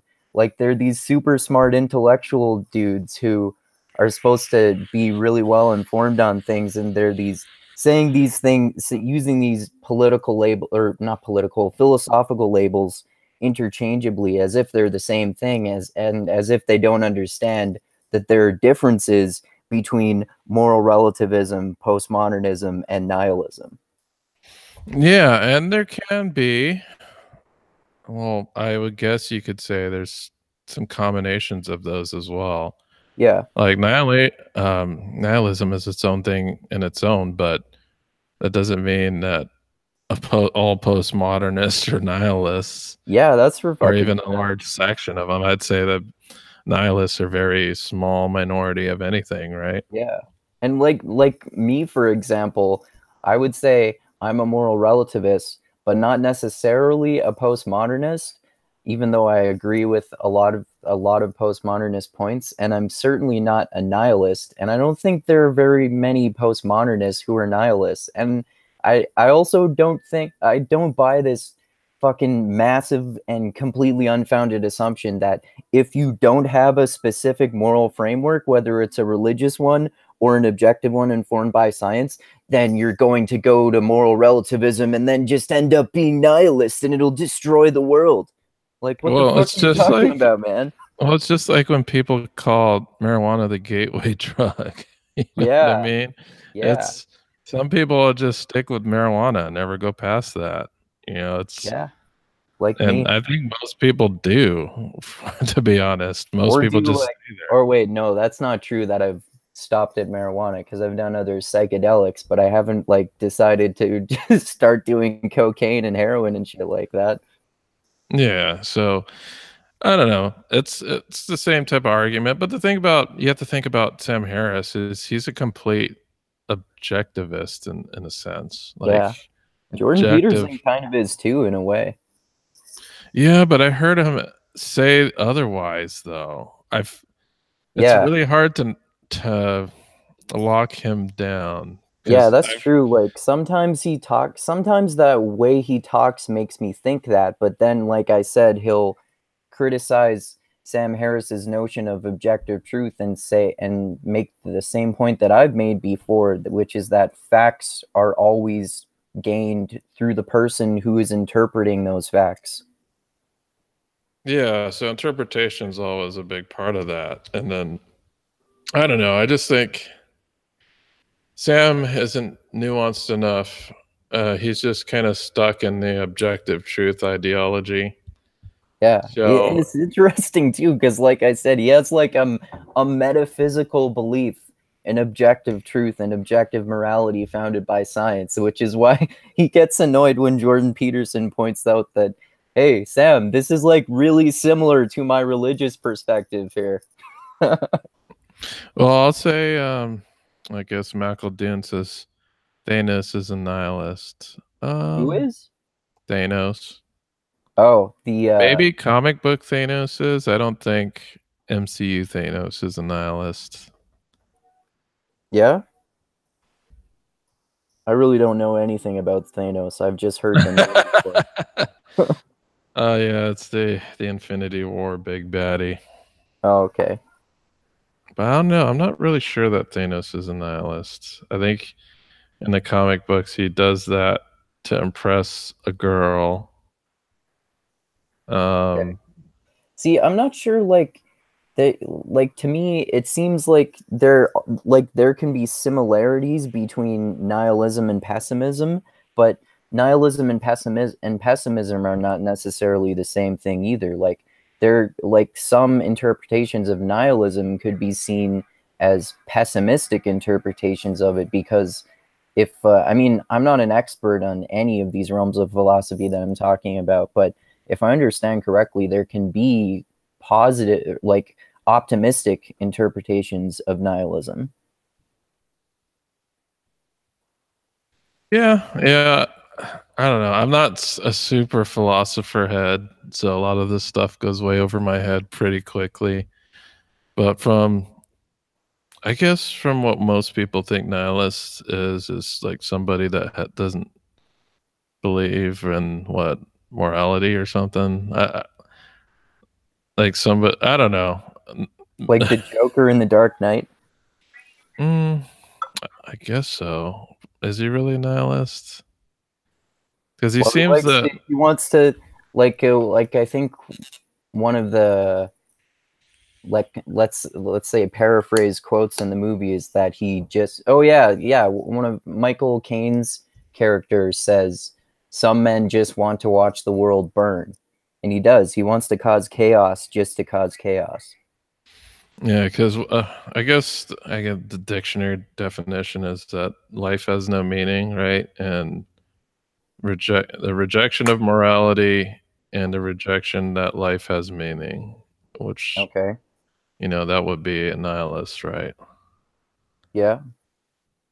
But then, and it's interesting too because like some people call Nietzsche, for example, a nihilist, but if I understand correctly, that's kind of a misunderstanding of the difference between nihilism and existentialism, because I think that, I mean, I'm not an expert on Nietzsche either, but as far as I know, based on what I've read, it seems like he's an existentialist rather than a nihilist because he believes that there is no inherent meaning in the world. But like, similarly to what I like about Man's Search for Meaning, Viktor Frankl, that book that we did a book club chat about, is that life has no meaning. Therefore, you should create your own meaning, any meaning you want to in life. But don't you think the Joker has created his own meaning now? I don't think he thinks life is meaningless. I don't know. It's very hard to discern. What would you say the meaning is that he's created? Well, he does promote chaos. That's for sure. Yeah. Oh, Izzy's here. Hey, welcome. Hey, what's up? Hey, Sorry, Izzy. I had to mute the chat on the other end because I had it open on another tab. What's going on? What's going on? Hey. Sorry, I felt like I just cut you off in the middle of something, Andrew. So you can just keep going. Oh, that's okay. I was just talking about how it seems like based on my like admittedly small understanding of Nietzsche, that people seem to label him as a nihilist often, but it seems like he's more like an existentialist. Like he doesn't, like he acknowledges that there's no meaning, but then goes on from there to say that this means that you should create your own meaning in life, and you can look at this as uplifting in a way. And Dusty and I were just talking about whether the Joker in The Dark Knight is a nihilist or not, because you could argue that it seems like he's created his own meaning. Well, I think I think he has I'm not super well versed on the Joker. My filter comes from movies. I never really read a bunch of Batman comics, but it seems to me that he feels that his meaning in life, his own personal meaning in his life is to sow chaos. I really don't think that anyone who is a true nihilist would be motivated to do anything outside of provide their own the own things that they need to survive. Like, how can a I nihilist be an think there was artist? an underlying reason. I'm talking about Dark Knight depiction and the second Nolan movie, when the scene where he's burning the money. I think there was another reason. I forgot what it was, but it wasn't just simply for being chaotic. There was some sort of message like, I don't know, we put too much value on something as trivial as paper or something. But So he wants to like destroy our values. I think it was like some kind of big FU kind of message. Like the irony of people giving so much importance to paper or materialism, maybe. But Nietzsche, I don't know how to feel about it. I haven't read nearly enough of him, but I don't know about him being a nihilist. I know he kind of went a little insane in the Yeah, end. Yeah. His one, I think he just overdid it maybe. But you have to factor in the psychological aspects. I know like people love attributing that statement, the God is dead. But I think it keeps going on. It's something like, and we killed him, or something yeah, like that. And then we yeah. have to become gods ourselves, or something like that. And So it's something like yeah, the old gods are dead, and we have killed them, or something like that. yeah, there's a train moving by, so I'm gonna mute my mic every now and then. Well, would you say that he's trying to promote the idea of finding meaning internally rather than externally? Usually, Yeah, I think that's a reasonable interpretation. go Sorry to on. interrupt you, Izzy. No, you can go. That's all I wanted to say there. Okay, because usually when I hear people say like there's no meaning in life, and then therefore you have to create your own, there's that statement itself is an absolute statement in a way because it's saying there's no meaning in life, but it's said Yeah, within life itself, and it's yeah, assumed to have an inherent meaning or a truth value in of itself. So when you're saying there's no meaning at life at all, you're assuming there's meaning in that very statement. There's like some kind of truth value there. It's when I look at statements like that, it seems self-refuting to me. And then when you say, "Oh, now you have to make your own," it almost seems like a salvage, or I don't want to be too harsh in saying a cop out, but it's more like from my understanding, it's like people not wanting to be held accountable for whatever system they adhere to. So they'll just say, "Oh, there's no meaning behind it. Let me conjure up my own." I It think seems I like might have a counter to that. And it could be what he's stating is that there's no objective meaning to life that is irrefutable and different amongst everyone. I think he's saying maybe that, I mean, if you say there's no object, like, if you're saying there's no objective meaning, because if you're saying there is a meaning to life itself, then if there is an objective and absolute or meaning, you can that just, would be true for yeah, every person. But and both of those are objective or absolute truth statements. Either yeah, there is meaning in life or there is no meaning in life. Those both sound at least like yeah. absolute truth statements. Like my way of reconciling that, like you guys already know I'm from a religious background, but I don't try to kid myself and say, "Oh, what's it?" I want to try and like say in the nicest way possible, or not make it sound silly, but I don't want to be like, how do I say it? That there's no meaning behind it all. Everyone go off do their own thing, with no kind of foundation in place. And that's what I see a lot nowadays with media. Like you guys are talking about Peterson and Harris just back there, but to be honest, I think it's just me being a bit of a hermit, but I was occupying myself with a lot of books recently. But when I see figures like them and even Alex Jones, like they just, to me, they're just contrarian, kind of simplistic figures who will kind of argue in a cycle over and over again just to, I don't know, get noticed in the media. Yeah, those are the Yeah. almost exactly those criticisms there are what I don't like about them either. I still think that like I still think that their perspectives on a lot of issues are like they have value to me because it's interesting to learn about what people like that think.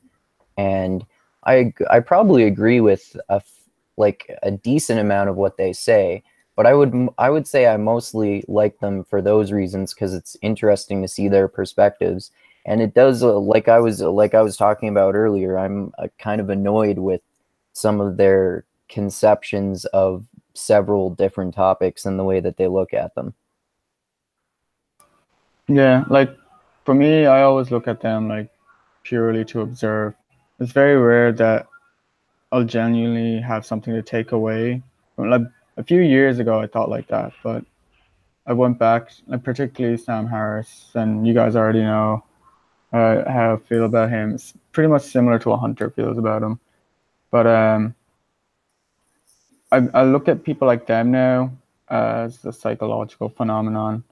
So the statements that they keep saying are only being said, or the way they talk about religion in particular, or even science, is because of the foundations they have or the assumptions. So we have this assumption that we're somehow morally becoming more sophisticated in the world or morally progressing, and they're trying to use science as the underlying basis, but that in of itself is just an assumption. There's a lot of problems with that idea. Yeah, in of I itself. totally agree. Yeah. Yeah, and also think when it comes to like money itself, it seems like anyone who has money most likely isn't morally sophisticated. And why I say this is because if you were going to make completely like moral decisions about the way you use money, then you would have to factor in so much different data in order to try to be in a state of moral superiority. So, like for instance, say, I don't know, like you have two employees that you need to choose over. Typically, the choice isn't over moral grounds, but monetary grounds. For sure. Like which choice is going to make you more financially successful? So are you saying that wouldn't you say that unless people are really interested in learning about the nuance of morality from like psychology and philosophy and so on and so forth, then they probably wouldn't know that much about it. And like people who are focused on business and making money and whatnot, they might have less of an incentive to learn about those sorts of things. I don't know if they'd have less of an incentive. I just think a lot of business decisions have nothing to do with morality. Okay. That's what I'm saying. So, regardless So wouldn't it depend on the person then? Like as to whether someone like that has more of an interest in those sorts of topics? maybe, but I don't know if I could say that most people make moral decisions about the way they use their money. They just like if you go to a grocery Oh, I see what store, you mean. Yeah. if you go to a grocery store, nobody thinks about what it took to get that particular item and whether or not the things that the thing that transpired in the production of the item were moral or not. They're looking at the price tag and they say, "Oh, this one's cheaper than the other one."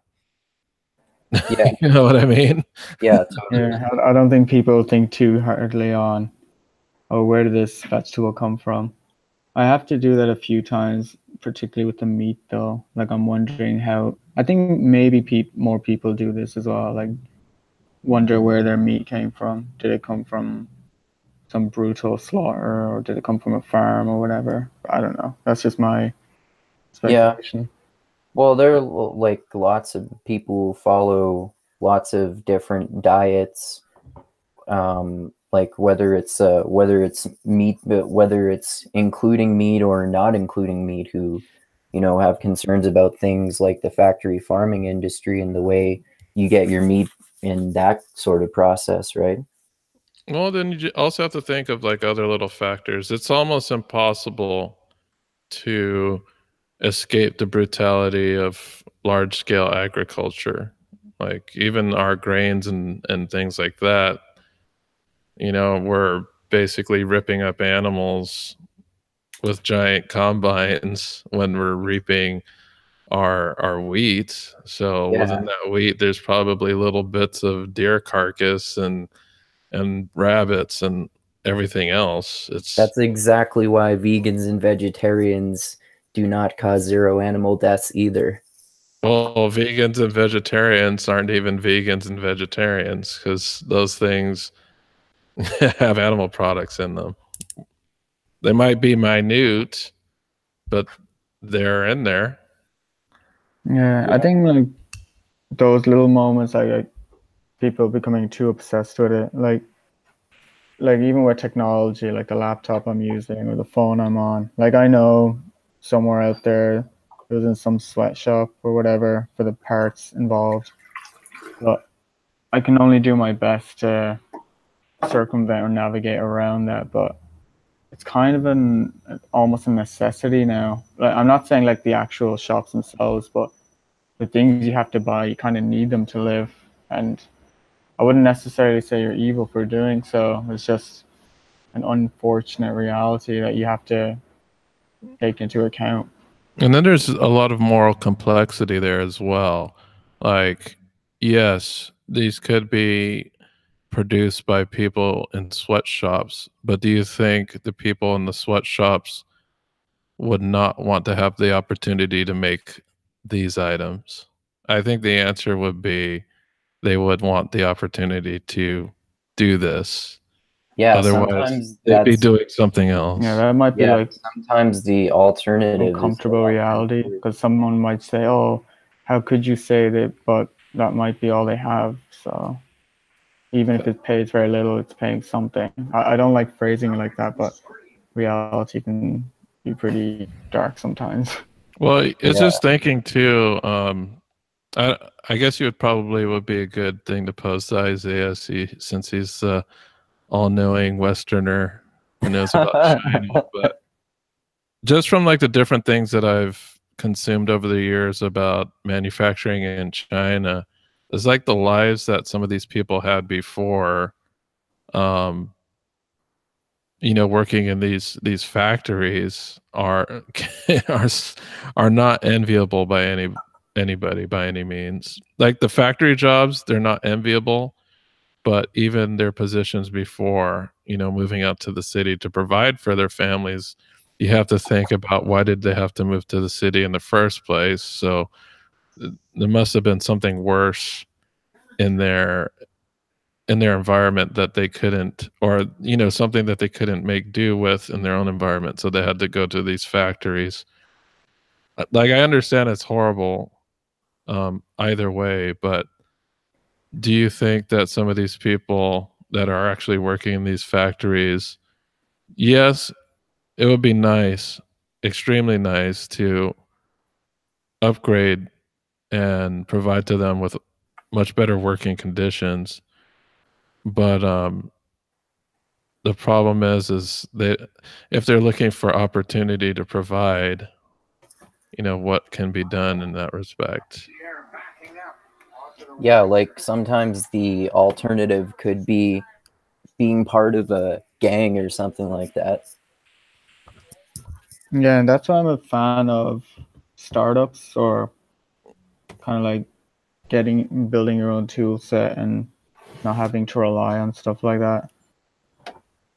I think like if we go, no, I'm not trying to say like an absolute free market is a solution because we do need some level of corporations, just not to the extent they are today. But it's complicated. Some balance has to be placed in there. And when Dusty was mentioning like how some of these jobs are not enviable at all, you also have the flip side in Japan where it's the great thing to do. It's the what's it like high, the honorable thing to do is to go work for like some crazy company up there with like insane hours per week, and some of these people like jumping off in front of trains because of the massive workload. They all Yeah, gotta be Japanese individuals, work. Yeah. That's no joke. Yeah. It's crazy. Like, But I think expectations. another thing about like the Japanese in general, and especially those that work at these companies, is that they really do seem to have like a cohesive team mentality about these things. Like they're very much a culture of homogeny. So if there are things that if you take a look at an American's expected like or a Western perspective, like in Japan, if you have a company outing, you're expected to go, and if you do not go, there's a lot of social stigma, even if it has nothing to do with work. Say it's just your workmates going out for a drink, like you are expected to go regardless. Oh yeah, it's like that. like an extended family, like work and personal life blurring together. Mhm. I heard about that because Oh, that's interesting. they try to like set you for life in that they'd rather you stay in the company and like move up and eventually be the be the head honcho, that kind of progression, I guess.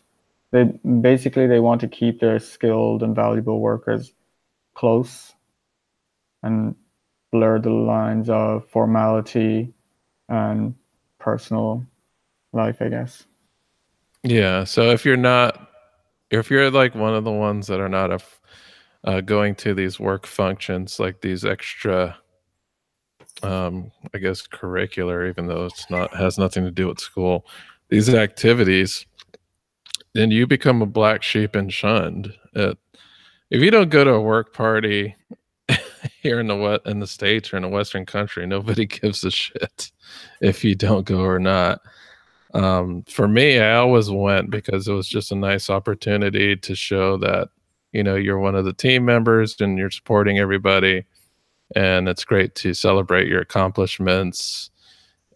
Like I never ever once skipped on a work party or, a social gathering that I think I did on a couple, and it's mainly Yeah, just me because of neither. finances, but on the ones that I could do and I was financially able to do, I did, because it's nice being sociable with people you work with. You get to you get to blow off some steam with everybody, you become closer.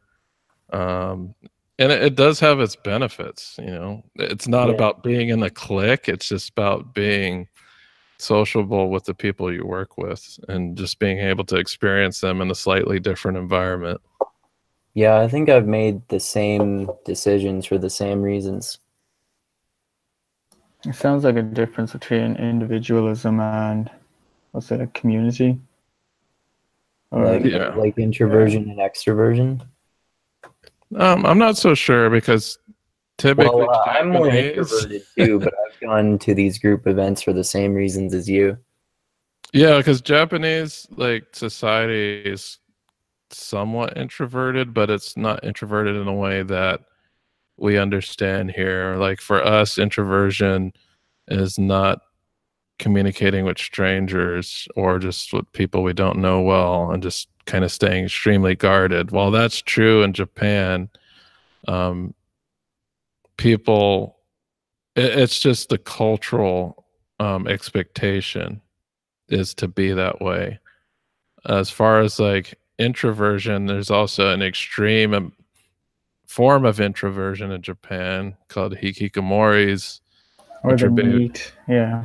neats, which are basically just people who shut themselves in and don't really interact with society. There's a And great they meet anime with on each that as other? well. They meet with each other? No, they're called NEET, NEET. It's some not employed, educated, or technology, or something like that. It's where Yeah. they literally just stay at home and do nothing, kind of thing. Yeah. Wow, that's so they, interesting. they stay at home, but most of them will try to work from home, but they don't interact with people personally, is what I would say. Like they feel no need to have a personal interactions that are actually physical. Oh, that's really interesting. Like physical personal interactions. Like they'll be online talking to people, but they won't feel the need to go out in the world and like go to a coffee shop and spark up a conversation, or like visit go out to a festival, or just do any type of social activity. They just they're shut in. They're hermits, but their only interaction. Virtual interaction. It gives them, I would think that would give you like a distorted view of the world though. Yeah, probably. Yeah, but that's like the extreme introversion of Japanese society. But maybe that's just because in their culture, there already is an amount of introversion expected amongst people in general. Like nobody talks on a subway. Um, it'll be completely silent. People just standing there. I can't say that the same is much different in the U.S., but if someone's talking in the U.S., it's not on a bus or a train. It's not a cultural faux pas. Yeah. Yeah, like we rely on our own technology. Like you'll see people, like I see in my own workplace where parents are coming to collect their kids. They're like on their phone, just interacting with someone else. I'm like, you're not going to say hey to your own kid. Like that's probably a little extreme example, but even when people face to face, you're on your phones. No, I make it a point that if I'm out, I do not use my cell phone for anything other than taking a phone call, or if somebody needs to know some information, I'll look it up. But I'm not in a public place hanging out with. If I'm by myself, I'm by myself. I can't say I'm not reading a book or listening to audiobook or doing something like that. But if I'm in a social situation, at no one time am I browsing Facebook or Twitter or anything. I just hang out with the people I'm there with. That's probably a great idea. Any of those texts and whatever from other people who aren't there can probably wait until later when you're not physically spending time with someone else at the same time. Well, I can't say that's for everybody. It's probably because of my age, because I'm used to interacting in that way, because I had been before cell phones were a big thing. Yeah, I pretty much do the same thing. I don't bring I bring my phone with me, but I don't interact with it while I'm moving or if I'm out with someone else. Yeah, the only time I'll use my phone if I'm out with someone else is if we take a picture or something like that. But I'm not just sitting in a restaurant booth with two other people looking at my phone. That just seems extremely rude to me. Yeah, I see that a lot. I'm like, okay, then I guess I shouldn't have been here. And I don't know how to transition into it smoothly, but has there been any update lately with Mixed Mental Arts, like the website? Because the last thing I heard was its name might be changing to the Brian Callen Show, but it hasn't been out for a while. Yeah, the podcast is being changed to that, but everything else is staying the same. Okay.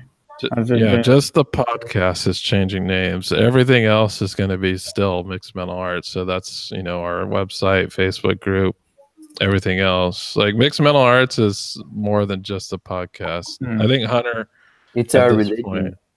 Yeah, it's the Callen fate. Hey, nice. We went from Callen fate to faith now.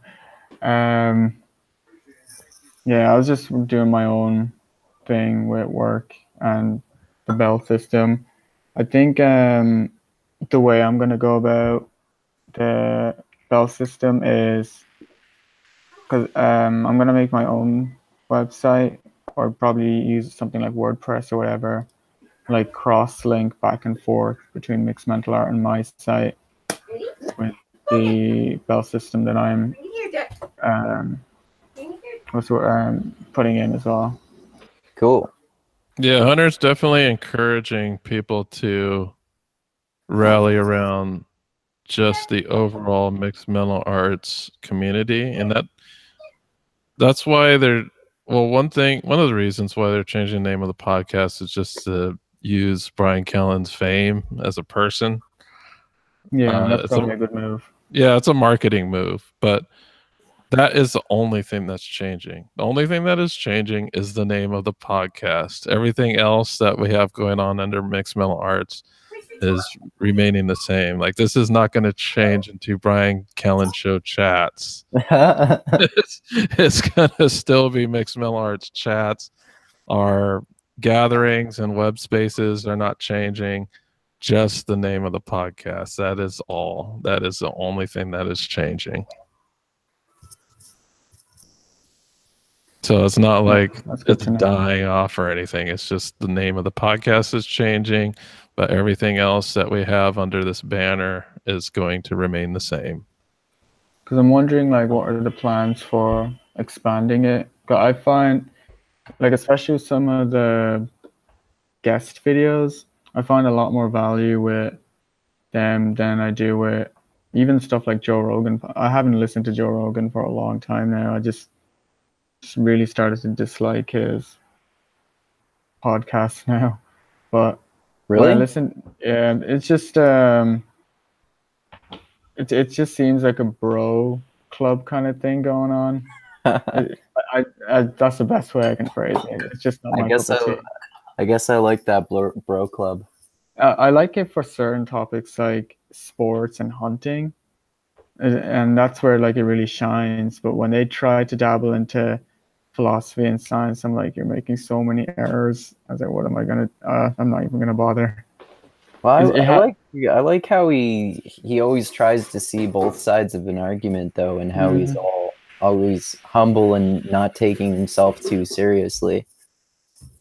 But I know what you mean, though. Yeah, I get mixed vibes from him. Like, on the one hand, yeah, he's listening to people, but like at the same time, he seems really sure of himself and things are extremely wrong. But I'm saying this from the fields that I'd like to think I know better in, but I don't blame him. Like, I don't expect him to know any scholars in whatever field that I'm dabbling in.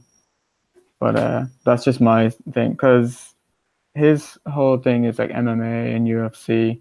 So when he's talking about that domain, that's where I'm like paying attention the most. But I found like other sources to use now. So I'm reading really old books like Championship Boxing by Jack Dempsey, or I'm looking at people like Oyama for Kyokushin Karate, or like I just found that I'm learning a lot more from them than the brutal ring of show business or whatever. But I don't know. That's just my takeaway. Yeah, what do you think Rogan's weakest attributes are then? Like, what are his weakest topics? Oh, what do I think his weakest topics are? Yeah, because I don't know. It seems like most of the time he just talks to comedians. And yeah, I mean, I can say, bullshit. Like, I can say from my perspective as a Muslim, like the people that he's invited, it's not really surprising, but whenever he brings up religion, particularly Islam, he's getting a lot of things insanely wrong. Well, he doesn't bring up Islam much. Yeah. It's once in a blue moon. Unless someone else brings it up, he doesn't talk about it. Yeah, that's true. I think he seems to have a lot of respect for religion in general too. Like, I've seen him push back on more militant atheist types before, and said like, hey man, like, if you want to be religious and you're not hurting anyone and it's improving your life, then that's cool. Was this like recent? I've seen him do that several times. Yeah. That's pretty good to hear then. I haven't listened to him for a while, but if that's actually, that sounds pretty good. Yeah. Religion isn't really a topic that comes up much anymore, unless I think he has respect for religion because he's done so much psychedelics and he's had so many like what he would define as spiritual like psychedelic drug trips. So he doesn't necessarily think that the weird hallucinations and shit that he's had have actually happened, but he thinks that it's possible that they're real, which is why he kind of agrees with what some of the like spiritual, like even ideological psychedelic people say, which is probably also why he agrees with some of the religious perspectives of like people like Jordan Peterson and other religions in general. But I think you're right that he probably does follow the like Harris type of bias against Islam sometimes. But I think, like Dusty said, he doesn't tend to bring that up that often. Yeah, that's good to hear then. Yeah, I wouldn't mix up psychedelic or let's just say quote unquote spiritual experiences with religious experiences too often, because that world is definitely not the world that I'm involved in. Like I would pretty much call that irreligious. This is like from a very orthodox stance though. So yeah, because it depends on the religion. Because some religions some people use those bathe in it. Yeah, some religions actually use those psychedelic agents as part of their religion. So I think one of the things that Joe Rogan has been saying, especially about his DMT trips, is those are the things that actually make him not be a non-believer. He thinks usually when he's talking about his psychedelic experiences, he thinks it's entirely possible that they could be some type of experience from a higher power, but he just doesn't know. Yeah, exactly.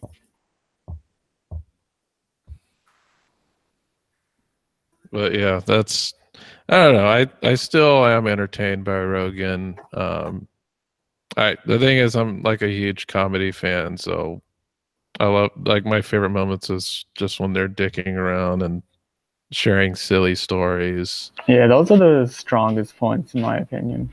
I really like the really wide variety of guests that he talks to too, like comedians, fighters, like and lefties, righties. Exactly. Yeah. And then people spazzing out. Yep. About it. I still remember watching that podcast 911 purely for entertainment reasons, but when he had Alex Jones on, I think it was that podcast where he delivered that golden line about how Google wants to take over the world or whatever. And then someone took a clip of that and put the Deus Ex Natco theme, I think that's the name of the soundtrack, and just overlapped it together, and it made like the most beautiful meme that I've ever witnessed in my life. They figured out the 14 dimensions or whatever and trying to take over the world. I was like, what's going on? The Unatco thing. I gotta find this clip now. Someone using the I'll find it and I'll link it into the group chat. Did you guys see that? Did you guys see that? Just type in Alex Jones Deus Ex. It'll probably turn up. Did you guys see that like fake folk song video, which was a compilation of Alex Jones rants that Daniele Bolelli posted? The folk song. Yeah, I've seen that one. That was so hilarious. Yeah, there's another one they did too of emo Trump, which is pretty funny as well. Oh, that one sounds awesome. Well, yeah, it's the same YouTuber. Oh, okay. That's hilarious. Oh man, I used to love all the conspiracy theory stuff. That's why Deus Ex is still one of my favorite games. But I want to get around to playing that. I linked it in the chat as well. Oh, cool. Awesome. Yeah, that's why they use the Deus Ex music. Like the first game is just chock full of like conspiracy theories. Like, is it?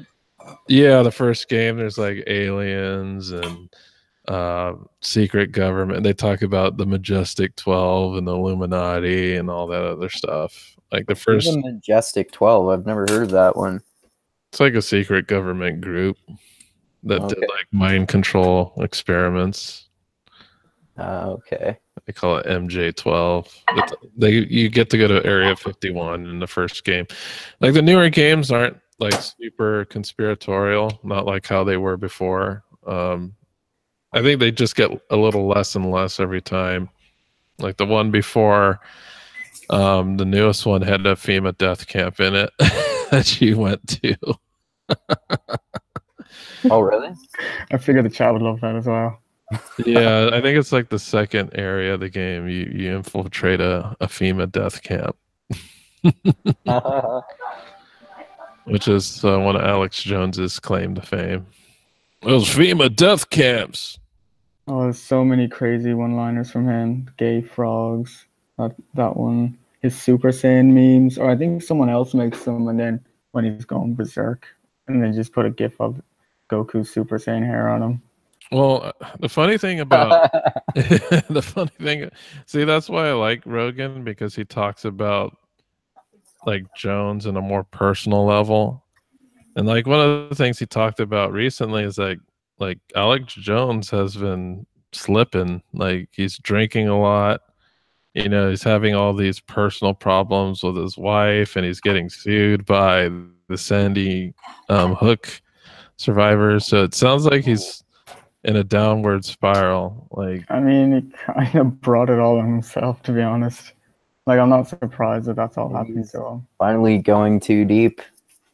Yeah. well, you have to remember, like when Joe Rogan and Alex met, Alex wasn't a rich guy.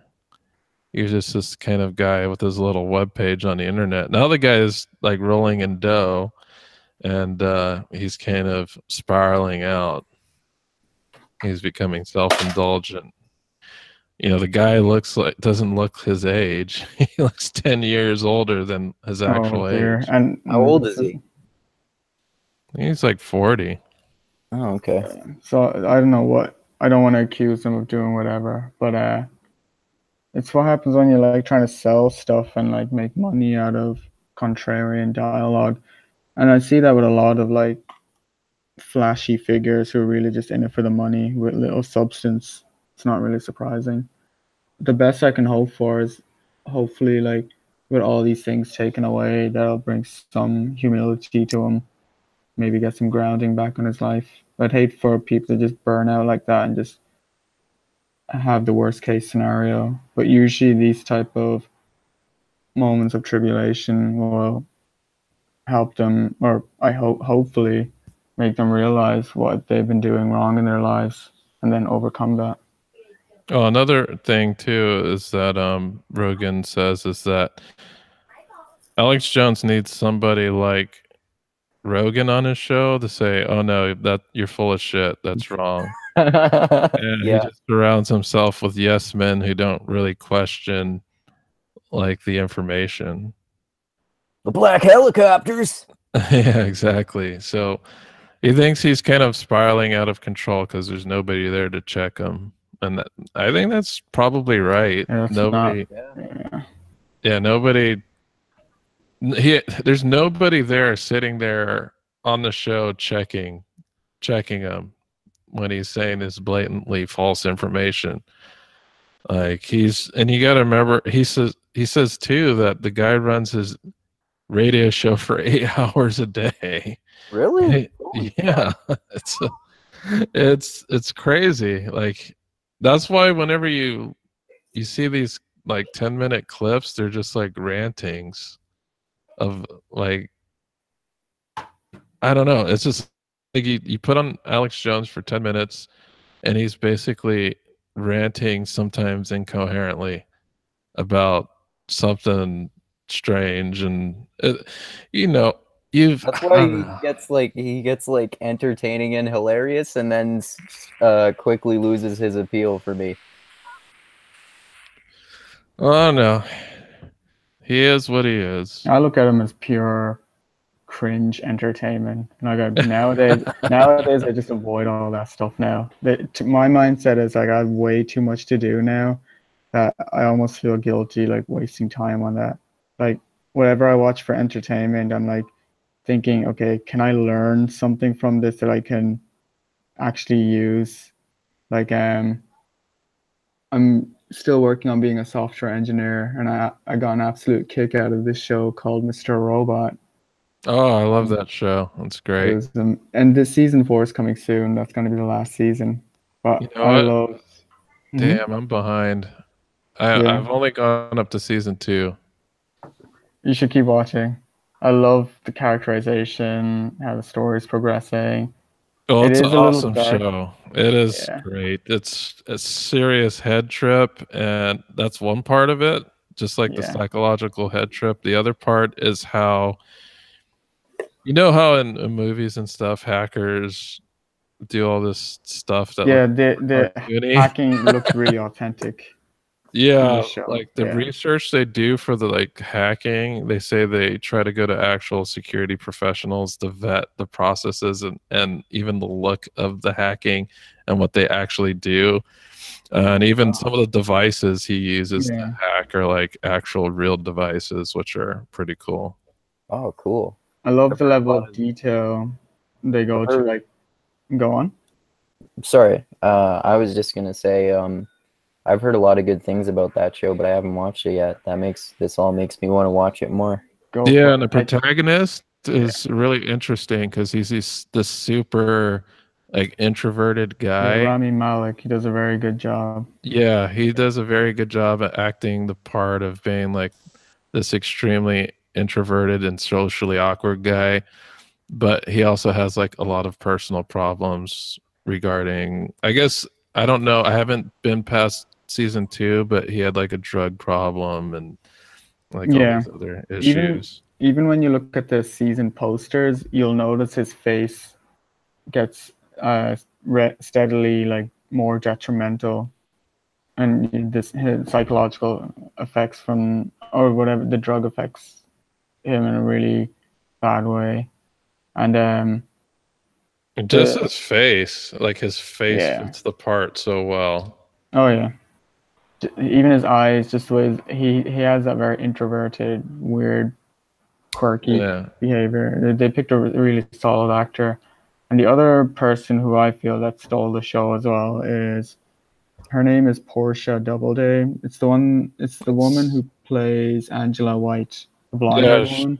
she's the Yeah, one that works for that corporation, right? Where yeah, she infiltrates them. yeah.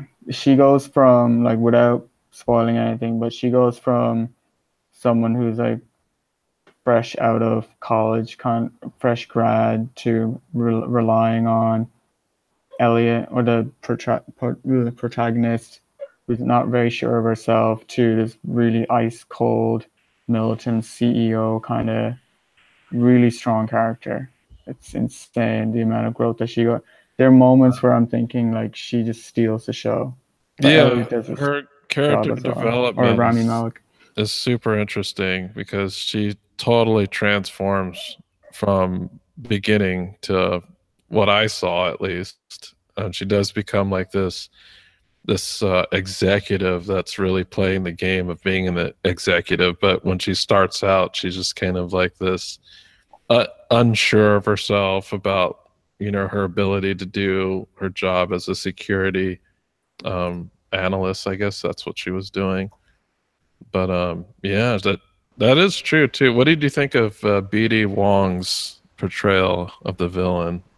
Um, you're gonna have to remind me which season was this? BD Wong is the guy that's like the, I don't know, is he transgender or Oh, I know what you're talking about. I haven't seen. Okay, so we're still on season 4, so I haven't seen a definitive conclusion yet. So Mhm. without spoiling, trying to give anything away. Um, He does an interesting job though as far as an yeah, actor. he, he he looks like someone who's in the shadows and gives a very eerie. Like when he says things like, You're only here for 2 minutes. That's all I have for you, and I'm counting down every 5 seconds." I'm like, okay, this person really thinks of themselves as extremely important. It gave a very otherworldly kind of feeling. That's what I liked about that setup. It almost kind of reminded me of certain characters in Blade Runner as well, because the way Elliot had to go to is really on almost another world in the deep underworld of hacker groups and stuff like that. And it's interesting in the show how a lot of the show is actually just like a portrayal of what Elliot sees through his eyes, which is so far from what reality is. Yeah, Cool. he makes a lot of allusions to coding and to real life, like the way he interchanges software engineering speak in real life, and he does it like really smoothly as well. It's like really interesting. He talks about I think it was something about a virus just wanting to like stir up a party or something, or like get noticed or something. Like really weird analogies, but it kind of makes sense when he's saying it in the moment. So he says it in like a quirky way, but I like that intermixing of his very computer like brain, his coding way of thinking, because he's always trying to think in a very logical manner, and you can tell he's deficient in like emotional and social connections.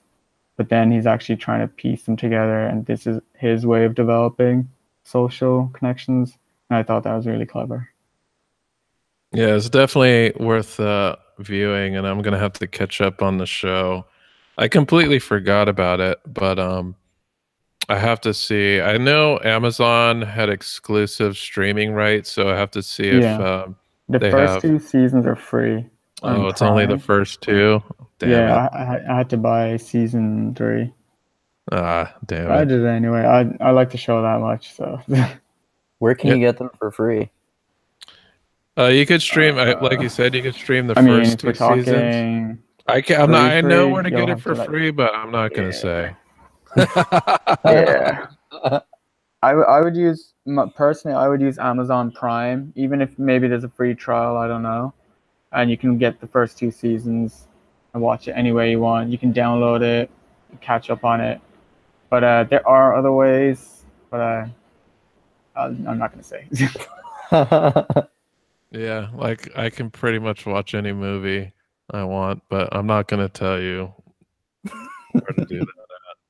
Usually, like I'm really picky with whatever I watch anyway, and I'm like, I want to support the artist anyway. So I'm like, okay, I'm gonna buy that on Blu-ray, or I'm gonna buy that in online. And more often than not, it's my preferred version. Because trying to go the free route, in my experience, I'm like, oh, I don't want to catch a virus. So Yeah, for me, whenever I really like something, I'll never buy the digital version if possible. I really like having the hard copy of it. Like Yeah, I'll I even feel the have same way. like I'm such a way that I have like a digital like I have a bunch of DVDs, but I'll even go and find the free version online rather than watch the DVD. Just for convenience, you know. Um, Yeah, I do that too sometimes. but Like, if hey, I I want to find watch like this movie. Oh, it's on Netflix, and that means I don't have to go upstairs and grab the DVD. Oh, sounds good. that well, I'm happened to saying, me with PlayStation Plus. So I was thinking like I'll eventually buy Metal Gear Solid 5, but it came out free during this month or the last month, and I'm like, oh, sweet. I've just been playing that game. no, I actually I lucked bought out. 5 and then I got it for free. But it's good having the digital version because if that physical copy gets lost or damaged, you know, you can always have that digital copy. I think that's the advantage. But I just like having I just like the feeling of having a physical copy of something. It's I'm like, leaning more and more towards digital now. I think it's just especially with multiplayer games, if someone sends an invite online, I want to have that like snappy, like, all right, let me get there right away kind of thing. oh, But rather than have to put a disc in. yeah, and like I'm gonna start building a PC, and I'm pretty much just gonna use Steam now, everything digitally.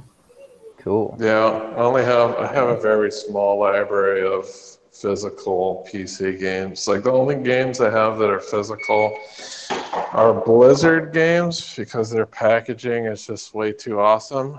Um, Fair and I enough. think I have like some older Command and Conquer games, like physical copies. Yeah. I like having DVDs or Blu-rays too of if it's something if it's of something that I really like. Like I noticed recently. I was thinking recently Man, I want to watch. I feel like watching Deadpool again. And then I looked on Netflix and saw, oh, it's not on Netflix anymore. I want to buy that movie. I want to have it forever. I do have one recommendation though. Yeah. Always buy a physical version of a licensed property, never the digital. Why? Because, okay, here for instance, the digital copy of Marvel vs. Capcom 2 was released as a digital copy, but there's no physical, it's just digital at this point. So what happened was they lost the license, so that is no longer available on the service. So I purchased a digital version of Marvel vs. Capcom 2 on my Xbox, and once they lose the license, you lose the game. Oh, wow. That fucking sucks. Damn. Yeah. That makes me wonder about fighting games and guest characters. Yeah, so if you have a fighting game that has Marvel characters in it, make sure you purchase the physical copy. I learned my lesson with Marvel vs. Capcom 2, and this is a problem with Marvel specifically. Yeah. I know there was a Deadpool game that was made, and then Activision lost the license, so they couldn't sell it anymore. Oh, wow. Yeah, so unless you have a physical copy, there's no way to access that game. Like, luckily, I do have a physical copy of Marvel vs. Capcom 2. However, it's for a Dreamcast. Oh. That's the only drawback. And that's why I refuse to buy any licensed games digitally, because I know I'll lose it. Well, that's a good reason. Especially if it's Marvel. If it's anything with Marvel characters in it, you better buy a physical copy. Because if that license gets expired, they won't be able to sell that game anymore unless they reacquire the license. Okay. And if nobody's buying it, they won't reacquire the license because there's no point to it. Okay. But that's my only advice. So does that include the digital sales too? Like they won't reacquire? Everything. Oh, okay. Yeah. So if say, all right. So say Capcom. Well, Capcom's not going to lose the light. Well, yeah, they might because they did for Marvel vs. Capcom 2. If they lose the license, then they can't sell it. Yeah. So if they can't sell it and it's a digital, and what you have is a digital copy, if you deleted your digital copy on your hard drive to make room for some other games, there's no way to re-download that digital copy as it gets removed from the marketplace. So you will just completely wasted your money. Basically, it's like renting a game for 3 or 4 years. What was that? Not to, I guess it's changing gears a little bit, but where have the others been lately? I haven't seen Hunter or Isaiah on recently. Hunter was on last week.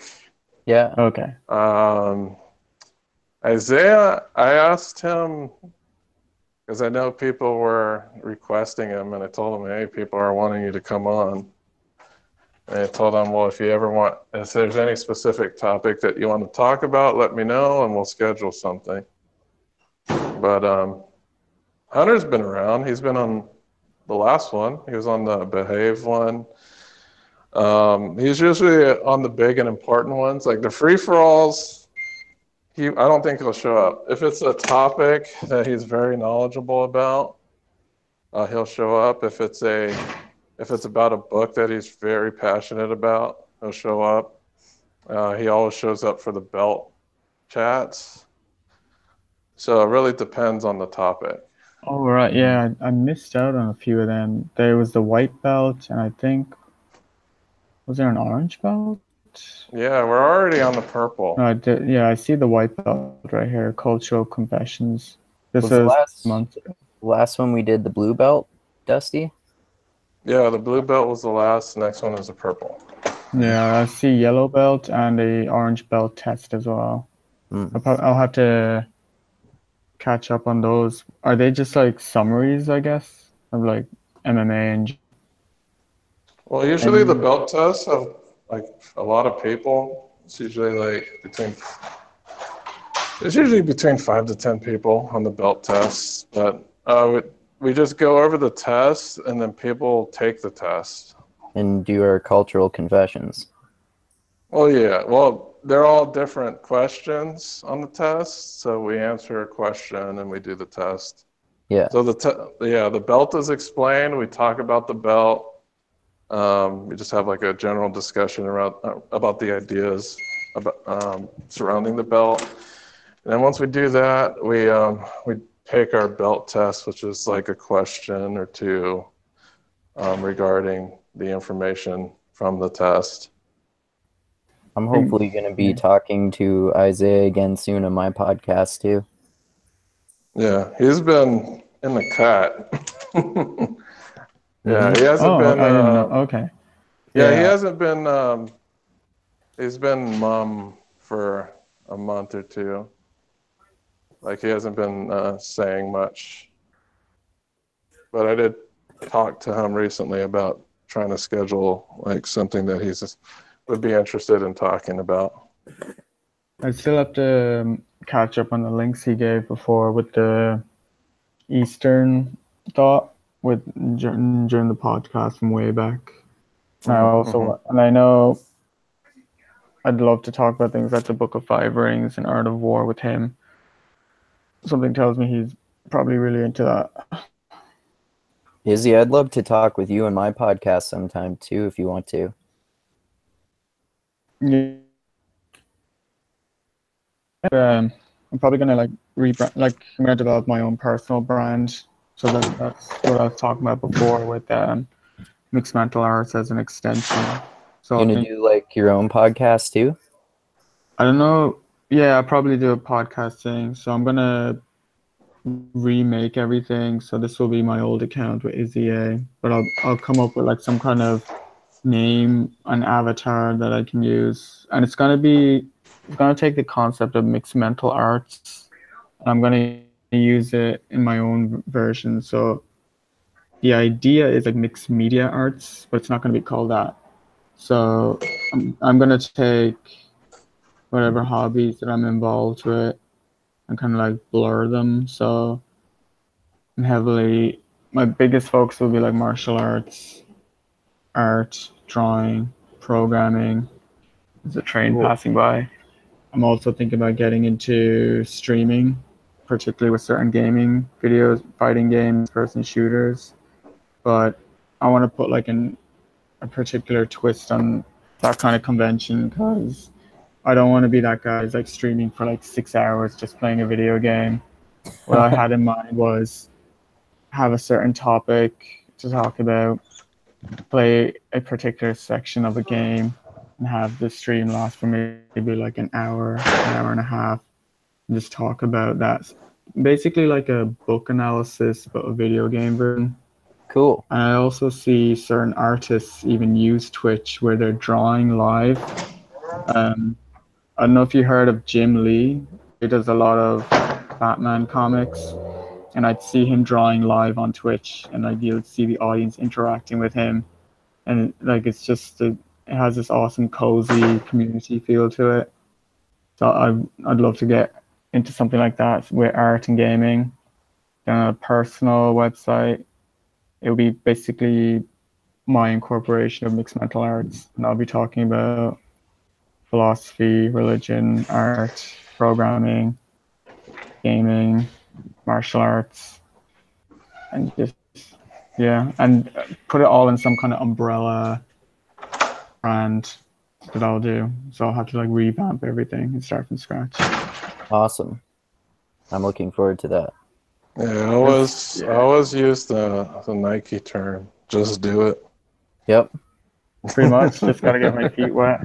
Just do it. Like because I've had a lot of friends who have had like a lot of aspirations, and those aspirations within their grasp, like, but because I had these two DJ friends. Well, they are DJs now, but they were DJs like in the early 2000s, and they were quite successful. Not like super known, but at least they were being invited to venues and actually being opening acts for well-known DJs. And they stopped for a number of years, and they began just like producing music. I tell them, dude, you guys know how to do it. Just go out and do it. Yeah, I mean, there's a Yeah. lot of valuable tools at our disposal, even online. And I you know, learn the most by doing often. yeah. Yeah, and then I kept getting on them on their case about going out and DJing.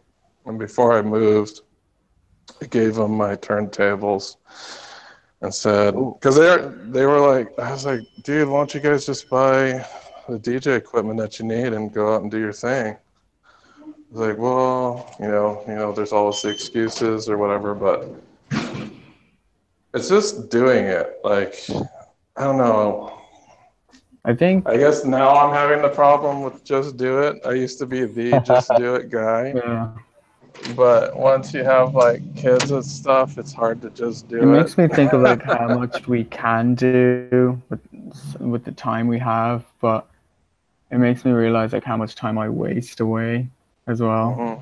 just doing nothing or like browsing or just takes to whatever. Like sometimes I'll go down a rabbit hole on YouTube or whatever. I'm like, why am I watching this? I'm not learning anything from this. I'm like, I should have spent the last 3-4 hours drawing, coding. So why am I doing? Yeah. So That's why I like my own like obsessions with creative pursuits, like writing and doing podcasts and videos and stuff, because I literally try to do so much to the point that I've had to scale back on that recently, so I'm not just becoming an endless workaholic with my creative pursuits. yeah, like right now I'm actually trimming a lot of.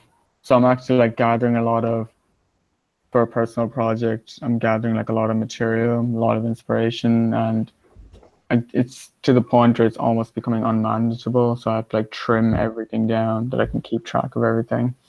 Yeah, that becomes an important process. Yeah, just biting more off than you can chew is also a problem people can have as well. I Yeah. definitely have a lot of problems with that. Yeah, like it has like trimming it down has like two benefits that I know of. Like it helps you focus on what you want to do, and it refines it to a better product, whatever you're trying to produce. Because if you trim all the fat away, you get this like gem in the end. Yeah, because I'm perpetually stuck in the state of biting off more than I can chew. Because I got to do this weekly thing, with the chats. I got to research topics for that. And then I got my game coding stuff. And then I got 60 hours of work that I do every week. So it's hard to like balance all of those things. Plus, sometimes I just want to be entertained by a movie or a TV show or a book. It's just really hard to balance those things out. Yeah, Like for me, just waking up really early in the morning and literally scheduling everything out helps a lot. It makes me realize how much time I actually do have. And then even with the book thing, I'll have to do audiobooks from time to time. Yeah, speaking of books, what's everybody reading? Right now, I'm still doing a lot of research with the Islamic belt system. So it's a lot of like theologian stuff, technical, and so I'm going back. I just started reading. Oh, sorry, I interrupted you there. No, it's okay. You go ahead. So one is the religious stuff, the research, and one is anthropology related. So I'm researching. It's called the Tao of Islam by Sachiko Murata.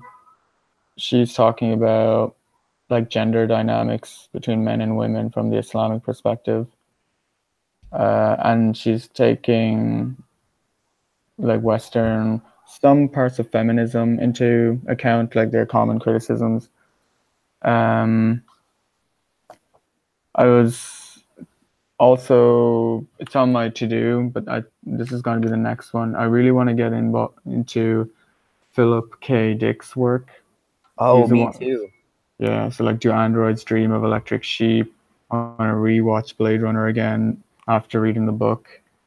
There's also an anime that's influenced by it called Psycho-Pass. I want to watch Oh, that that's a again. good one. I've seen that one. Yeah, that anime. That's probably my favorite anime out there. Like Oh I wow. love, yeah, I love the protagonist and the antagonist might be one of my favorite villains. He's pretty much Dark Knight Joker. The Yeah. way Oh, the cool. way I think about it, yeah. But the protagonist is Um, kind of like an anti-hero, right? Yeah, Or he's the human buffer because you have the female protagonist who's like absolute in her super ways. smart.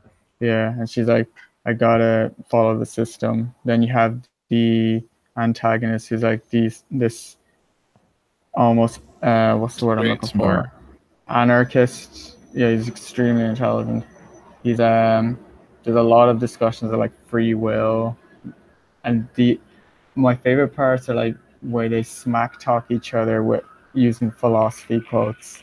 That's Like awesome. there was this line where the antagonist is descending down a spiraling staircase, and he has this menacing Joker vibe, and he says something like, "It's a line from I think it's either from Plato or it's one is from Plato, and the other one is whoever Plato didn't like." And the response is, I've learned from as a measure of elementary hygiene to avoid whatever. I forgot the exact line, but I'll find the scene and link it. But when they're like, it just made me think, okay, these guys are not some idiots. These guys, both of them are really, really well read. One is a cop in the system trying to uphold the law. One is a psycho anarchist killing people. And the protagonist is really uncomfortable realizing how similar in mindset he is to the antagonist, and that's where the whole conflict starts up. And that's what I found really, yeah, That sounds awesome. Yeah. You mentioned Philip K. Dick and yeah. that guy He, the guy we call Polish Christian Bale, Dusty. He's been on these chats a bunch of times. He highly recommended the Philip K. Dick book, The Man in the High Castle, to me, which I haven't read yet, but I really want to, based on what he said. It apparently is based on a fictional world in which the atomic bombs were not dropped on Hiroshima and Nagasaki during World War II. Well, there's actually on is if there a you're a show? Prime subscriber, there's a Yeah. series based off of it. Oh, so Oh, it's yeah? based on the book. Is it any good? I haven't watched it yet. I've heard people say good things, but it's so hard to watch stuff because there's so much stuff to watch. Yeah, because there was another one on Amazon called Electric Dreams based on his work, but apparently it wasn't adapted well. Oh, So, like, his books are amazing, but from what I've heard, but his shows are whoever's adapting them are a hit and miss. So I know Psychopaths, it's not just Philip's work. They take so many different philosophers into account, and it has its own book list. That's how many times it references other works. oh And wow. yeah, let me find the book list, but that's what struck me. Like, that's why I love the show so much. There was a lot of thought and effort put into it, and it avoids a lot of cringy anime cliches as well. So it's none of that. Is Psychopaths, is that still on Netflix? I know it's still on Crunchyroll. I know I saw it on Netflix, Yeah, but I'll have to check and see if it's I still I there. would recommend season one extended edition, and I would personally avoid season two because it's not made by the same team. They were working on the movie, and season two is basically trying to replicate season one, but with less episodes, less time to develop, more boring characters. It doesn't. Some of the key characters are not in the second season for kind of obvious reasons. I'm not going to give it away.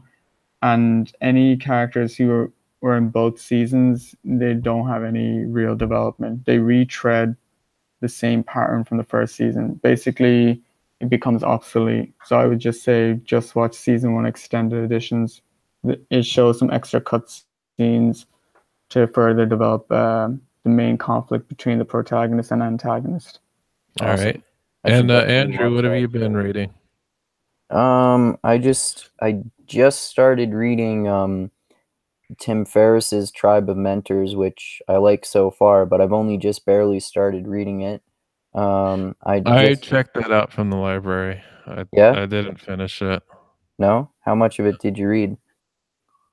Like 2 accounts. The only thing I didn't like about it was it wasn't Tim Ferriss. It's just a collection of other people writing to him. Yeah, that's mostly what his last book, Tools of Titans, was about too. But I like that one a lot too because it had a lot of really useful advice to me. Yeah, but the tribe one it's not him like analyzing the writings. It's just people writing. It's just people answering questions. Oh, okay. Like to me, it's just like a book of interviews, I guess you can Right. call it. Yeah. Well, and I mean, at least some of them are people who he hasn't interviewed on his podcast. Like some of them definitely are taken from the podcast episodes too, though. Yeah, it's more like a reference book than like an actual like book to read from cover to cover, I guess. Yeah. That's what I felt like. Yeah. And I had other books checked out at that same time that I got more into. Like I think at that same time I had The Righteous Mind checked out. So okay. I just kind of didn't pay attention to the Tribe of Mentors. Right. Yeah, like I said, I've only just barely started reading it, but that you're probably right about that it's more of a reference book. I also just finished reading the Robert Heinlein book, who wrote A Stranger in a Strange Land. He's a famous science fiction author. I just finished reading his book called The Number of the Beast. It was pretty interesting. It's about these 2 couples who time travel and travel to different universes and like different versions of the same planet in our galaxy within different universes. And in this science fiction realm, incest is not frowned on, so some incest happens too. And this is actually the second book in a series. It's a sequel to the first one I read, called Time Enough for Love, which is about this guy who lives forever, and he ends up traveling to different universes and time traveling. And at the end of the book, you find out that through time travel, he helps his mother cheat on her husband with him and becomes his own father. So, oh yeah, I also just recently finished reading that philosophy book that Hayden Bruce recommended to me called Truth Engagements Across Philosophical Traditions, which was examining the concept of truth through many different philosophical lenses. And that was also at times really phenomenally pedantic and boring, but at other times really fascinating. Cool, man. Yeah. I've been reading a mix of fiction and nonfiction. I think I mentioned Killdozer, and I talked a bit about it on the last chat. If anyone's in, I just had this really kind of fixation on this event that made me want to look into it more. It's really fascinating. Like a guy bulldozing a town. Like, what would make a guy do that? It's pretty crazy. Yeah, I remember you telling me about that one. Yeah, and I finished recently. Do any of you read David Sedaris? No. Yeah, he's kind of like a comedy. I wouldn't call it he's a comedy writer. He basically writes short stories about his experiences, but they're done comedically. And the one I just read was his diaries from 1977 to 2002. Basically like his diary entries about his life. It's usually a mix of like horrifically racist stuff that he's heard or funny things that he's basically like observed. Like there's so many. It seems like anytime some stranger farts in his presence, he has to write about it. It's a funny book though. It's like the author's gay. He talks about like his they're diary entries, but most of the diary entries have like some type of comedic twist to it. There's also it's funny. It's just kind of lighthearted, funny reading, but like he also talks. He doesn't talk about racism. He just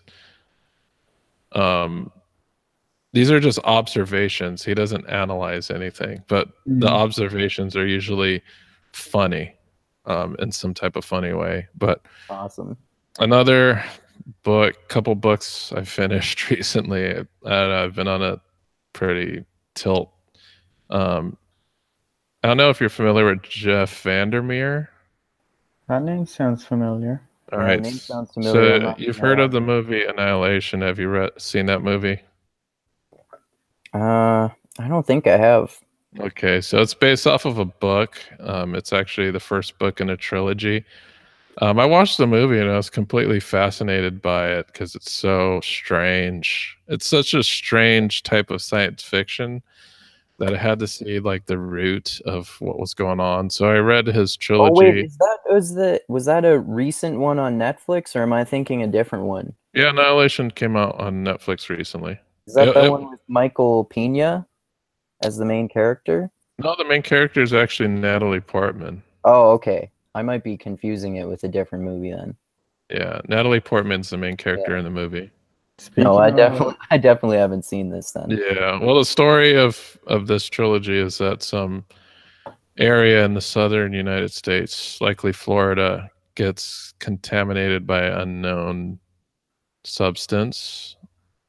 It's very strange and very ambiguous about what actually happened to this place, but they go into this place and it's pretty much cut off from reality and a lot of strange things happen.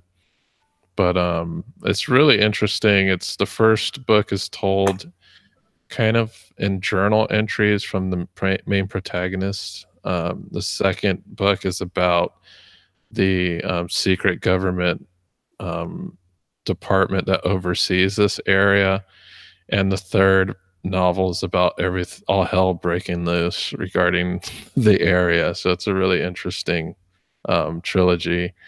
And then after that, I read another book by Jeff Vandermeer called Born, which is pretty awesome. It's a dystopian future. Well, not dystopian because there's no government, so it's post-apocalyptic, I would say. And the reason for the post-apocalypse isn't clear, but it's also clear that biotechnology has run rampant. So it's not like what you would think, like when it's not a robot overlords, it's not radiation, it's not like a nuclear holocaust. What happened is like this company was experimenting with doing biology experiments, and then everything got out of hand. So just weird like biology stuff, but very futuristic, because instead of using technology, everything is biotechnology. So like if you're doing if you're doing some type of medical treatment, it has to do with some type of worm you put in you and it fixes you. Like there's no nanotechnology, it's all biotechnology. Like their weapons are based off of like insects that are trained to like burrow into your skin, and it's pretty interesting. And there's like giant like biotech creations like kaiju roaming around. So it's a pretty interesting fun time. Yeah, it's really interesting. Like the book itself, because what happens, I'll just tell you like the beginning of the book. There's like these two scavengers, and one finds like this biotechnology that they're not able to identify, and they keep it. And then one day it talks to them. So it's like this intelligent biotechnology that they have never seen before, and it's basically like a child, and by observing its behavior, it becomes something they weren't expecting. So there's a really interesting twist in this book. That sounds awesome. I highly recommend it. Jeff Vandermeer is an excellent writer. Yeah, I'll check that because that name does sound familiar to me. So I'll give it a Yeah, look. both of his past two books have had movie options, so I hope Born gets made into a movie. Annihilation already was made into a movie, but there's two other books in that trilogy, and I have no idea how they would make those into a movie, considering how they ended the first movie. It's very different from the ending of the book. Wait, Born as in, was that the Jason Bourne movie? No, that's it's the name they give to the creature, the biotechnology that they find that becomes sentient. So it's just BORN. Okay. And yeah, then Annihilation.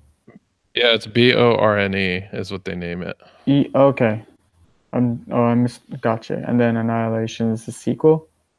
No, Annihilation is actually, because there's two different stories. Born is a standalone story in its own universe, and Annihilation is the first book in a trilogy called the Southern Reach trilogy. Interesting thing about the Southern Reach trilogy is he actually released all of the trilogy at the same time. Oh, cool. Wow. That's an interesting move. Yeah, you can read all three of them, or you could just buy the book. You can buy Area X, which is just all three trilogies contained within one book or one audiobook. That made me think of something. You know, whenever you see like trilogies, whether it's in movies or books, and they kind of have like usually three giant themes to uncover, and they're usually connected, and then they're escalating. Technically, it's not a trilogy. Like, it's two movies that I want to rewatch again. So the first Blade Runner movie, and then the second one. So how it goes from. So did you guys watch Blade Runner 2049? I did. Okay, I haven't. Okay. Do you intend to? Yeah. Okay, so I won't give it away. But there's a twist at the end, but it's not an in-your-face twist. It's very subtle. Yeah, it's very, very subtle. It's a realization that you as the audience has to make. So I'll just say it's about the protagonist, and you have to keep certain details about him or what he is in mind after the events of the entire movie, what he's been doing, basically. So what he is and what has he been doing, or the way he's behaving. It's pretty messed up too. It's like there's a bunch of different things that make you think, like the end of the movie. It's some people didn't like it. I really did like the movie. I absolutely loved it. I thought that was genius, the way, because it subverted the plot twist trope in such a subtle way that I know for a fact that not everyone's gonna get it. I think it's gonna be missed by so many people, but I thought that was a stellar, ballsy move to do. Cool. And yeah, that's a there. Good movie. Yeah. I think it's really excited to watch it. It doesn't hurt that I forgot the name of the guy who's playing it. Ryan Gosling. There we go. Yeah, it doesn't hurt that he's playing it. He's a really fucking good actor. Yeah. Have you seen him in the movie Drive? No, I have that on my list to watch, but I haven't seen it yet. That's an awesome movie. He plays like this, like basically this psychopathic killer, but like completely convincingly. And there are so many layers to his character too, because he's a criminal and he's also a mechanic, and he's like a really nice and productive member of society in one way, but then he also, like, you gradually find out how ruthless he is capable of being and that sort of stuff. Yeah, there's my next movie to watch.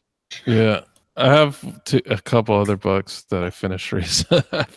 I've been reading or listening and reading the books like crazy. The Disaster Artist, I finished. That sounds familiar, but what is that one about? Well, there was recently a movie based off of this book. It's basically about the movie The Room. Have you heard of that movie? It's like I've the heard of worst that movie ever movie. created. I've heard of that movie, and I think I have the book somewhere too. Apparently, the book was. I've heard people say a lot of good things about it, but why is it I didn't boring? know there was a book about the movie or a book of the movie, but all I know is that The Disaster Artist is kind of like a memoir about the production of that movie and a relationship between like the friendship of the lead actor and the guy who basically bankrolled, starred in, directed, wrote the movie, and how weird of a guy he was. So that's Oh, I'd highly recommend watching the movie. I'm confusing The Room with just the movie and book that are just called Room, not The Room. No, The Room is a horrible movie. Okay. I recommend to watch it if you want to be like, what the hell am I watching? I don't want to watch it then. There's a lot of memes. Like, have you heard of the "Oh hi Mark" meme? No. Sounds familiar. Oh, hi, Mark. Oh hi Mark. You've never heard that meme before? That comes from that No. movie. Oh, Or okay. or the hello doggy. What was the name of the book that the guy ends up becoming his own dad through time travel? Oh, that one was called Time Enough for Love. Time Enough. Okay. Yeah, and then right now, currently, I'm reading the first book in Wheel of Time again. Oh, cool. I'm actually reading it, and now that I'm reading it and I know the whole story, there's way more interesting things that I missed that I completely glossed over. Yeah, I actually noticed that recently too when I was going over some of the parts that I marked down from when I first read it. So I'm actually reading it. The first time I listened to it, reading it, I'm like, oh wow, there's so much intricate things that I completely blew past me, and I'm enjoying that quite a bit. And then the other book I'm going through right now is do you guys like Dan Brown? Oh yeah, I love Dan Brown.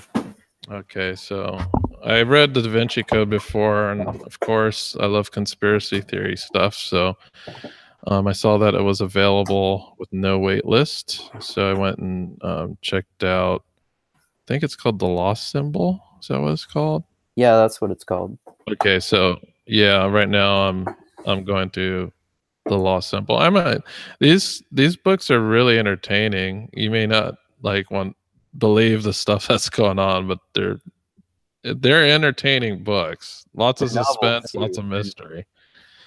Does it is it able to contain its what's that word I'm looking for? Some sense of disbelief.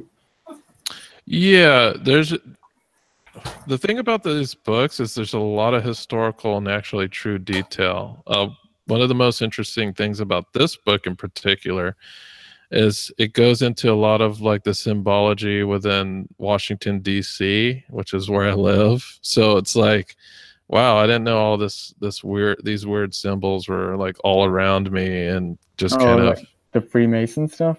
Yeah, this book is basically about Freemasons. It's not about Freemasons. It's a fictional story, but it does touch upon like factual information about Freemasonry and symbology and like the hidden symbols that we see in Washington, what things mean. Because while I'm reading the book, they're mentioning all this stuff. I was like, really? And then I'll go look it up on Google, and it's real. It's true stuff that they're talking about. I remember getting freaked out over that whole fiasco like 10 years ago. This whole Illuminati stuff. What, the Da Vinci Code or which one? Just in general, when the internet was going all memey and conspiracy theory nuts, and I'm like, what's going on? Is everything okay? Oh yeah, that was definitely the Illuminati stuff about 10 years ago. Like that's why Deus Ex is like one of my favorite games. Like I don't buy into it anymore, but it's really fun and interesting. Yeah, looking back on it, I think that's when Alex Jones was like really popular back then, I think, before he got into even more nuts. but people would look at him as well during that time period and say, "Oh, what's going on with this whole?" Well, the thing back then is that there were other people echoing the same thing. Right now, Alex Jones just kind of stands alone. Yeah. And now it's just pretty much a meme. Whenever you see like a triangle, it's like boom, Illuminati confirmed or stuff like that. That's its remnants now today. Yeah, the Freemasons though, that's a real thing. It's not like it's not like some made up stuff. That's actual. It's not, there's actual real like factual information. They're just not actually part of a conspiracy or anything like that. Yeah, because it's not a secret society because everybody knows about it. It's just a society that keeps secrets. I think my maybe grandpa that's what they want you to think. Bum, bum, bum. I'm joking. No, but the very interesting part of the book is just like they're going around DC trying to solve a mystery, and then like a lot of the clues are through like these symbols, and then they're going to like very prominent landmarks and pointing out, oh, they're pointing towards this painting. What does this painting mean?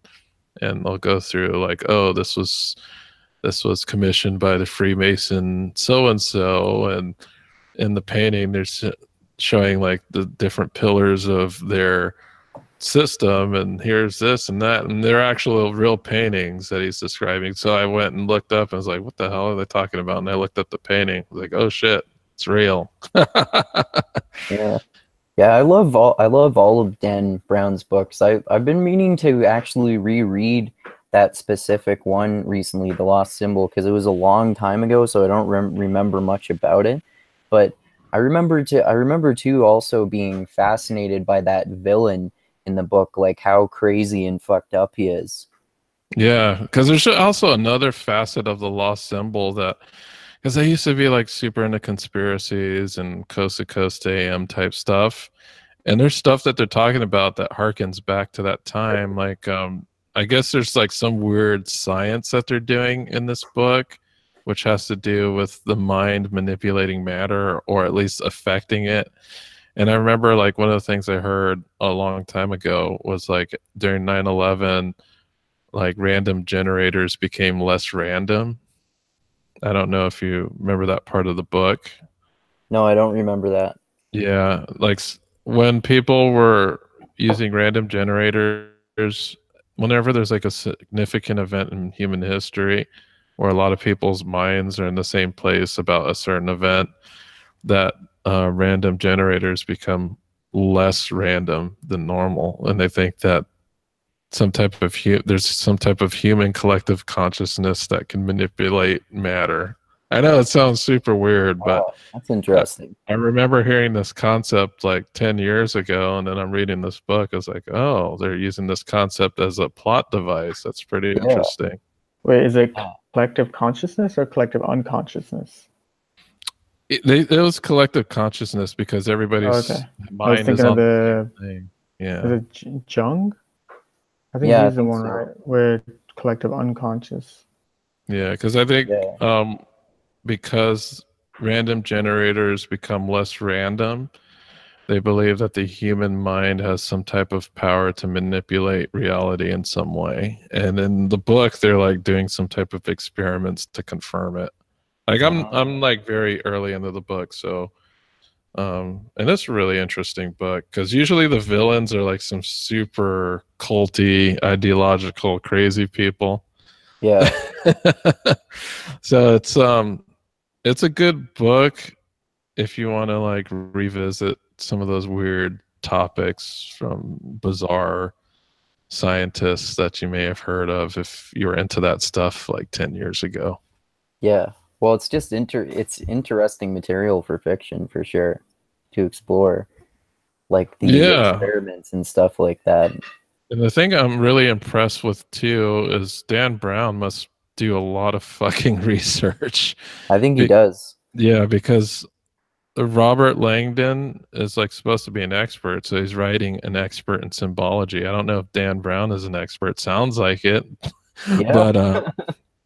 but like the book is fiction, but they examine like actual real world things, and you're able to actually learn something in the book, but it is a fictional story, which I find that interesting because, yeah, I love being entertained by fictional stories, but I'm also learning things about my surroundings living in Washington, D.C. So it kind of has that double effect of being entertained while seeing these that I'm living around, like these symbols were that actually mean something, and they're not like some Illuminati BS. It's actual Freemasonry, what these symbols mean, why they built these things. Like one of the things I thought was super interesting, like that the Freemasons, like the early Freemasons who built DC actually were into astrology, and a lot of the building flagstones were placed at specific times on purpose because of some astrological alignments. I thought that was pretty interesting. Yeah, I'm gonna dip out that. for now. My connection's Okay. getting haywire, but yeah, it was good catching up with you guys. Oh, okay. Yeah, always great to talk with you, Izzy. Likewise, I'm gonna give a read of some of the books you guys mentioned, and then yeah, we'll see what happens in the future with mixed mental arts. For sure. Yeah, we're gonna still be here, and yeah, I think this is a good time to wrap it up. So, you guys have plugs you want to do? Not at this moment, but I will soon when I rebrand everything. All right, and we can have Andrew go through his Facebooky boo-ha spiel. Yeah. Yeah, if anyone wants to, they can watch and listen to my podcast, my YouTube channel, where on Mindgasms on the YouTube, where I talk with awesome people like Dusty and Hunter and all sorts of other fascinating people on there. I also make my own little videos and vlogs about interesting ideas, and I read chapters of my novel on there too. And then there's my blog, also called Mindgasms, at mindgasms.theblogpress.com, where I write blogs, publish novel chapters, and publish short stories and stuff like that sometimes. And then I'm also on the social media, the Facebooky Booha, and the Twitter at Andrew Meitzer. Meintzer is the weird German spelling of my last name.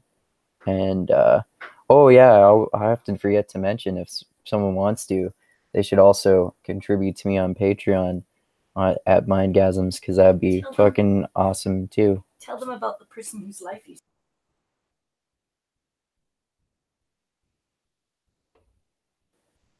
Do that, or I will. Tell us. What? Or you saved someone's life? Oh, my mom's being all like Tell them, or I wrecked. will. Your mom says. My mom wants me to be really. My mom is saying off screen, is encouraging me off screen to be really braggadocious, which I don't really want to do. Do it, or I Tell us will. what happened. It's It's been brought up, so you have to mention it now. Yep. Well, it was just It has about been another. I think I might have told you about this before, Dusty, about how another mixed mental artist told me a while ago that some of my creative work that I did, him seeing that literally prevented him from killing himself, apparently. So that's Whoa. really awesome. Yeah. Yeah, I didn't hear that. There you go. Yeah. Good My on you, audio- man. My Yeah. audio- Positive Yeah. contribution. Yeah, I- and he's actually my biggest patron on Patreon now too, which is fucking awesome. Like, I sure as fuck appreciate the hell out of that, because I eventually want to just be an artist and not have to have regular jobs like I have now anyway. I think that's what every That's pretty artist much a new type way to do it, wants. right?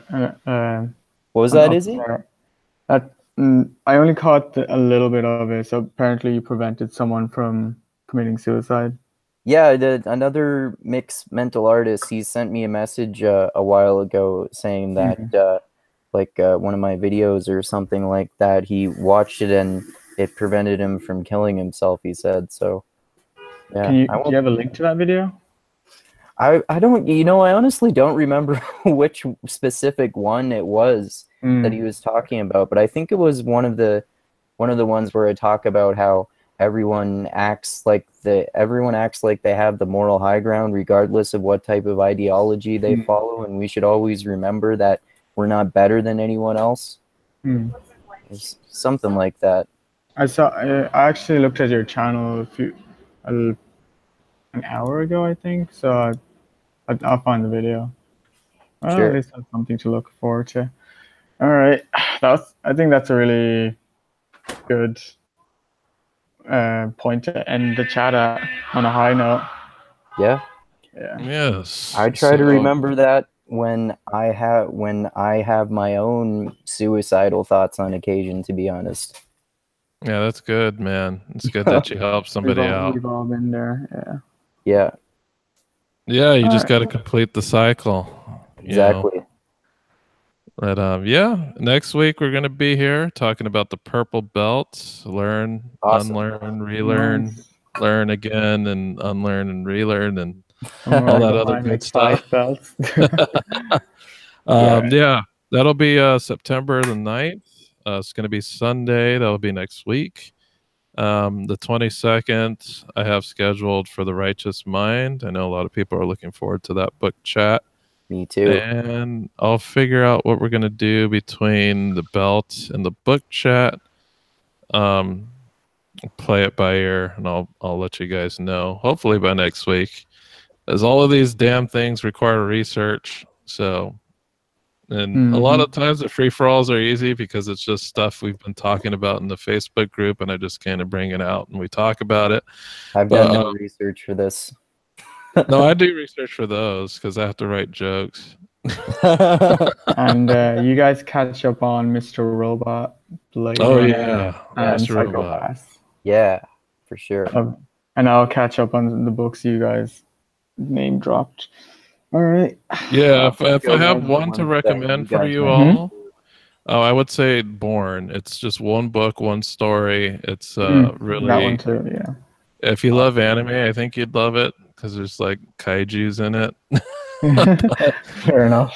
But yeah, it's What a are really fun kaijus? story. They're like Okay. Godzilla-like monsters. Oh, okay. Cool. But all right, well, thank you everybody for dropping by. Of course, you could always visit mixedmetalarts.online to catch up on the latest and check up the belt system. We're going to be talking about that purple belt, so read up on it and participate for next week. Also, the Brian Callen Show, the latest podcast was on August 22nd with an economist. I forget his name. But it's a really fascinating episode. I'd highly recommend it. And we do have a Patreon page. Check that out. You want to give $1, that's fine. You want to give $10, even better. But yeah, that keeps us up and running, paying for our server costs and all the other 100 or things. 1,000, 10,000. Yeah, or even $10,000 a month. That would be awesome. All right. Bye. And check us out on the social media, and as Andrew calls it, the Facebooky boo-ha. Yep. We're on Facebook, always lively discussions. Don't be an asshole, else I'll kick you out like I had to do last week. Oh, did you kick someone out last week? Yeah, I kicked somebody out. Oh, wow. Yeah, someone was like, "Oh, your mom sucks dicks" or something, so I booted them. Like if they're obvious troll, there's not going to be a discussion about it. I'm just gonna kick them out. But anyway, thank you guys for listening. Check us out next week. Mixed Mental Arts on all social media platforms, so Twitter, Instagram, hashtag Caliphate, hashtag crucially, hashtag all sorts of things, or whatever else Hunter says. Hashtag right. Yeah, Yeah, and all those sorts of things, and all those, yeah. But anyway, thank you guys for listening and for suffering my first 40 minutes of monologuing and ranting about John McCain. But thank you guys. Have a great day. Adios. Bye bye.